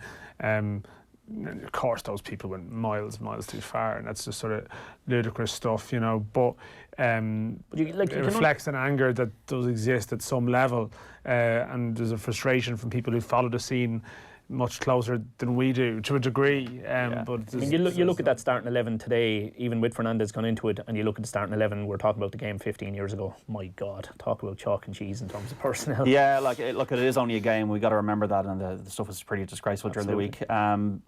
Lads, it's on 53106. How many of you have had a position similar to Klopp's? Part of management and leadership is looking after yourself. If you don't look after yourself, you can't look after anyone else. He's deserved a break. The full time is in from Anfield. Shane Pennington. Liverpool 4, Southampton 0. There's now 100 points taken from the last 102 available for Jurgen Klopp's runaway leaders, as Liverpool extend their advantage at the top to 22 points after a dominant second half display.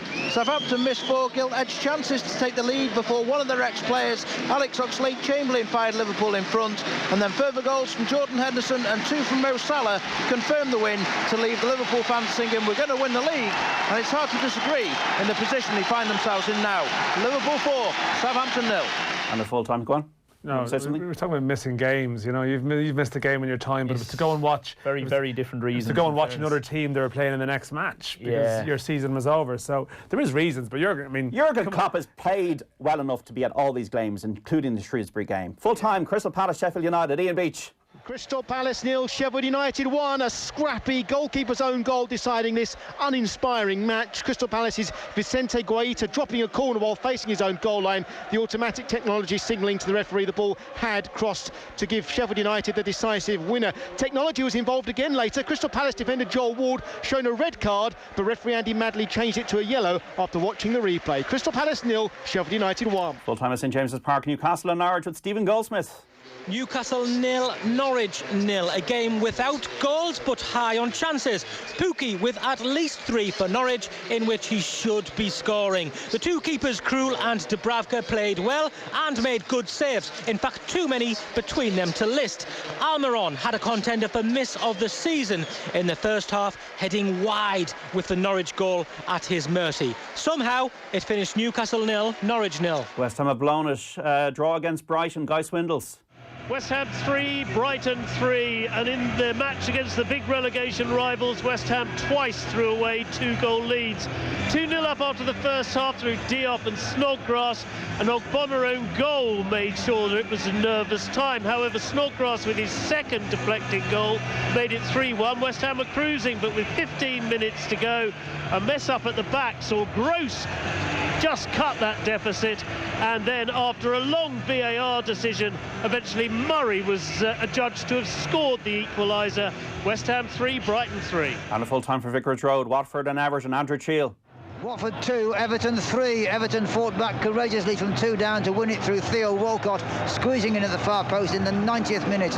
Messina and Pereira, the scorers for Watford, to put them 2 up, but Yerry Mina scrambled 1 and had a free header to level on the stroke of half-time. Fabian Delph's straight red for a late high challenge left his team hanging on until Walcott had the last word. Watford 2, Everton 3. Yeah, and Rangers have been held to a draw by Aberdeen in the Scottish Premiership, so 4 points now behind Celtic. Looks like Leeds are going to be replaced at the top of the Championship by West Bromwich Albion. West Brom 2-0 winners over Luton Town. Leeds losing 1-0 to Wigan.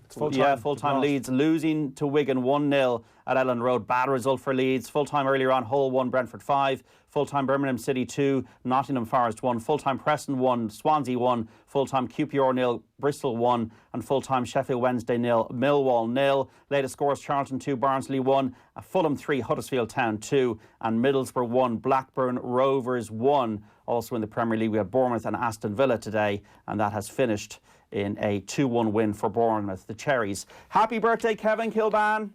Yeah, dance down ice tomorrow. Will it be the last tango? Who knows? Might be a tango. I'll be writing him off. Well, I mean, he wrote himself off almost last week, but we'll see if he can get through. Maybe he might get the birthday sympathy. Get behind him. Yeah, great guy, Kevin Kilban. Happy birthday. Enjoy your day, Kevin. And Ireland are 5-3 up against Scotland now in the Six Nations. Updates on that throughout the evening here on News Talk. OK, that's it for me, John Duggan, Shane Keegan and Daniel McDonnell. Thanks so much, guys. Don't forget, Off the Ball back tomorrow from 1 o'clock. Joe Malloy in the chair. We'll have the pay-per-view and live commentary of Tottenham against Manchester City in the Premier League with Nathan Murphy and Gary Breen. So Off the Ball 1 to 7 tomorrow. Thanks for listening today. We'll speak soon. Bye-bye.